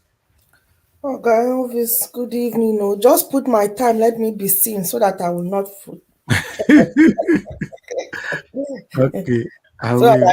yeah. So you see, to be honest, right? When I saw that video, I was working and at the same time trying to catch up on the news, and I saw the interview with Alan Onyema. Honestly, I was so proud. I was so proud, and I welled up with emotion because that is my mentality. That is who a Nigerian should be. A Nigerian should be proud of the oneness. You see, that diversity that we have, that is our strength, and we are not tapping into it. People, there are homogeneous societies that have killed themselves. They have one language, one religion, but they've committed genocide amongst themselves, and our diversity, we need to market it. We need to use it to the best of our advantage. And the truth of it is, those that know that that is where our strength lies are the ones that are trying to divide us for their own selfish gain. You see what this man has done, true patriotism, and he is the true poster child of one Nigeria, of unity. He's not doing it for the money. Nobody has. He offered himself. You see the sacrifice we are talking about? I saw him and I said, look at another Peter Obi. That selflessness, that wanting, that feeling of the love, moved by love and concern, empathy for the next person.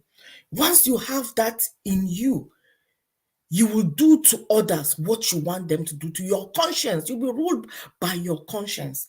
Now, this man has offered to use his own for free. Do you know how much it is to just fly a plane from Abuja to the next state? From Abuja to Nasarawa, let's put it that way. The cost of preparing the train, the plane, the petrol and the diesel or whatever, aviation fuel and everything. Do you know how much it costs? And he's offering to do that for free. And the federal government are trying to sabotage him. Why? Because there is nothing in it for them. Because if he was to come to say, I want to charge you money for it, they will say, oh, fantastic. If he charges them 50 million, they will put another 50 million. They are looking for avenues to extort Nigerians the more. There is a news that I saw. I think it broke from Twitter. From Vanguard. That federal government spends $1.2 million. $1.2 million to evacuate Nigerians to Egypt from Sudan. And that is by renting 40 buses. My people, 40 buses. Renting 40 buses is what is going to cost them $1.2 million. Now, that is just the tip of the iceberg. Can you see how they are now siphoning money?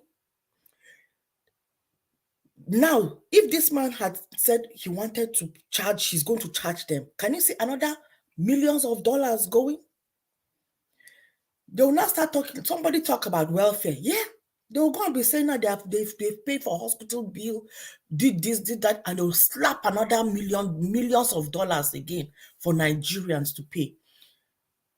Nigerians, we need to do better.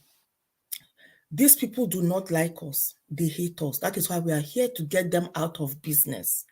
And it is our time to get them out of business because they are blood suckers. They are murderers. They are evil. They know that hell is waiting for them and they want to kill as many people. So that when they go to hell, they'll be comforted in the knowledge that they did not go alone. Oh, God, Elvis. Thank you for allowing me to vent. Thank you. For Thank you. you. See, I really tried. You see, I really tried. Busy brains. I never say you end you end your submission before your time before. Kai. That's why I say make you put that for me. Let me be conscious as I'm going. For the first time, we go celebrate this one. Make I continue. No. I beg. I they pull your leg. I beg go. Thank you But very can I much, hear madam. Mr. Niger Watch? Let me just put a suggestion.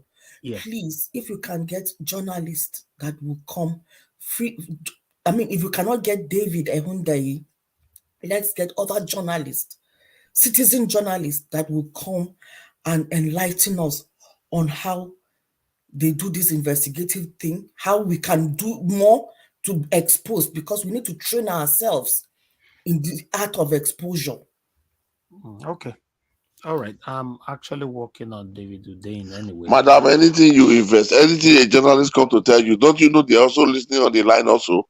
As they are telling you, they are also hearing with their agents everywhere. No, I'm talking. That's why I said I mentioned somebody like David Ehundeyi, people that are credible to tell truth to power, people that are putting their lives on the line to do the needful. Those are the kind of people we are saying we should call for them to come and educate. No, what I'm trying to say is that as the person is trying to educate you, they are not having idea on how those people are getting their information. Because it's being passed on in public, right? Or because it's being passed online on the air. Okay, I see what you mean. True. I see, but what we can do is to get them to share, to do more disclosures. Then, to do more disclosures, and I don't know. Anyway, thank you very much, everybody. Ginger Breadman, you are not there. You're supposed to give your final submission, but meanwhile, I would like us to move on. I appreciate everybody today that came in. It's time to round up now. It's been a long day for us. Yes, we need to go have some rest and come back again tomorrow by 6 p.m. Endeavor to join us. We're going to be here. In fact, we're going to be doing this thing on the 29th of May, 2023. Fingers crossed. But for me, I think Nigerians are too quiet for my liking, but I don't know. I saw somewhere that there's going to be a match, May 1st, Nigeria match. Okay. May 1st. I don't know. But that is in Nigeria, I think. That's in Nigeria, I think. I'm here. My job is to showcase everything. When we see any, we will showcase them. I'm looking at them. I'm doing my part. I want them to do their part, especially those of us that live abroad. We are doing our parts, we are putting in our time. It's very, very important. I expect our people back home to do more, even more than us. Thank you very much, everybody. Those of you that supported us today, thank you. Yes? Elvis, about the Lamidi Apa issue and then LP, what's the situation like? That thing has been thrown out of court, right? No, the case is still ongoing. But Labour Party is already dismissing him and all that. He's already dismissed. Fight back. Toothless bulldog. He's Babalawo. Yeah, the native doctor. All right. Thank you very much, my people. Those of you that super chatted us today, thank you very much. God bless every one of you. And those of you that joined the panel, thank you very much.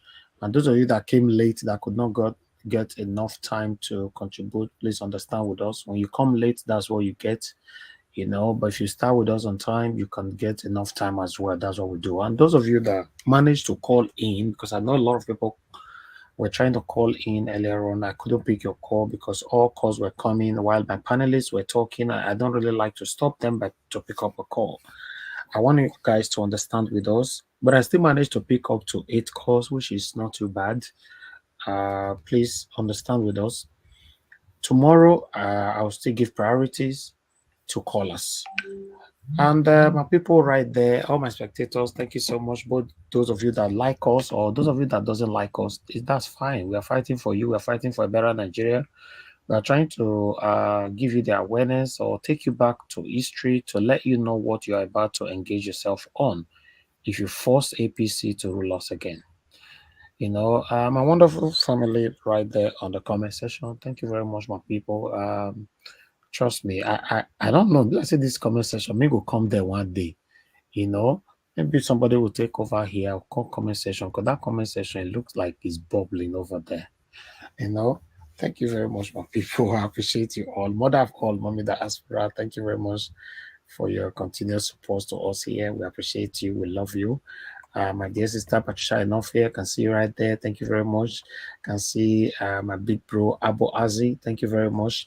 Madam Irene, thank you very much. I appreciate you. Martina Albasi TV, thank you very much, madam. I appreciate you. Love of God is my strength. I appreciate you, madam. Thank you. Rest Ago. Rest Ago, you were asking me a question. Mr. Najawas, what are all these news for? I don't understand what the question means. What are all these news for? Which of the news are you talking about? When you guys are writing something, please let your sentence, means how do I put it on? Let it be easily understood, so yeah, so that we can respond to it. I don't know what you mean by if you can reiterate quickly or rephrase so that I can quickly respond to you before I round up right now. But although I don't think there's time. Meanwhile, I move on. Good evening to you. G Kwe, I can see you right there. Thank you very much. Good evening to every one of you. Posha Gina, I can see you. Thank you, my good people. Tony Africa, I can see you. Good evening to you. Oh, yes, that's good. Tony Africa, if you just subscribe to Edo Nigeria Watch, that's good. That's wonderful. It's also my channel, yes. Thank you.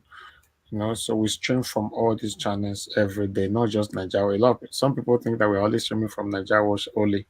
No. We have 3 bodies watching us on Nigeria Watch right now from different platforms.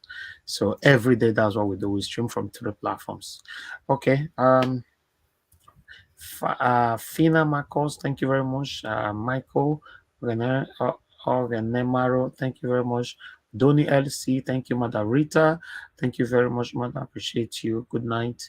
I appreciate every one of you right there, my people. And I can see more people on the comment section. I wish I can mention all the names, but I cannot. That's what it means. I can see you. Thank you very much. Thank you, my good people, Madam Naomi Bella, thank you very much. Onye O Stephen, thank you. Vitus, thank you very much. Thank you, my good people, and God will bless all of you right there, all of you. So I will ask for the permission to round up right now. It's been a long day, so that we can have some rest to come back again by the special grace of God tomorrow again. Rachel Osazoa, I see you right there. Good evening, good morning, good afternoon, good evening to every one of you. My people, make we draw the curtain. And here now we draw the curtain. It's been a long day. Please like and share. Before you leave, don't leave without press like, I beg. And if you not copy the link, not share them before, do that for us, so that all the wonderful submission from my wonderful panelists today and my own submission, and you, those of you in the comment section, your contributions, so that all can go far. Thank you. Good night and bye for now. I know they do competition with anybody.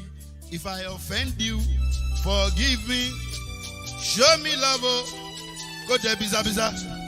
Kama bara walo ninu ife kan akanbi. I know they do competition with anybody. If I offend you, forgive me. Show me love, I go show you love. Kama bara walo ninu ife kan. But I know they do competition with anybody.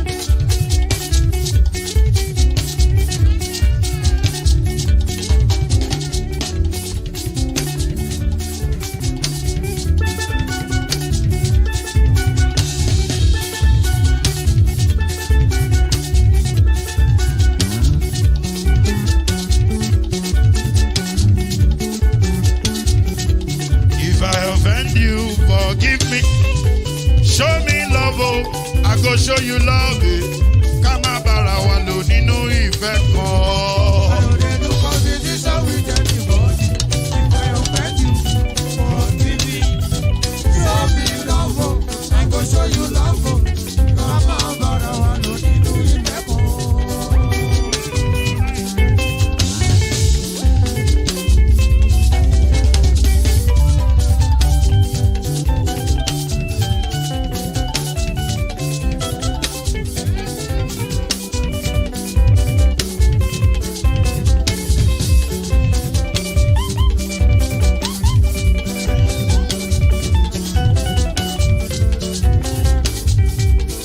know they do competition with anybody.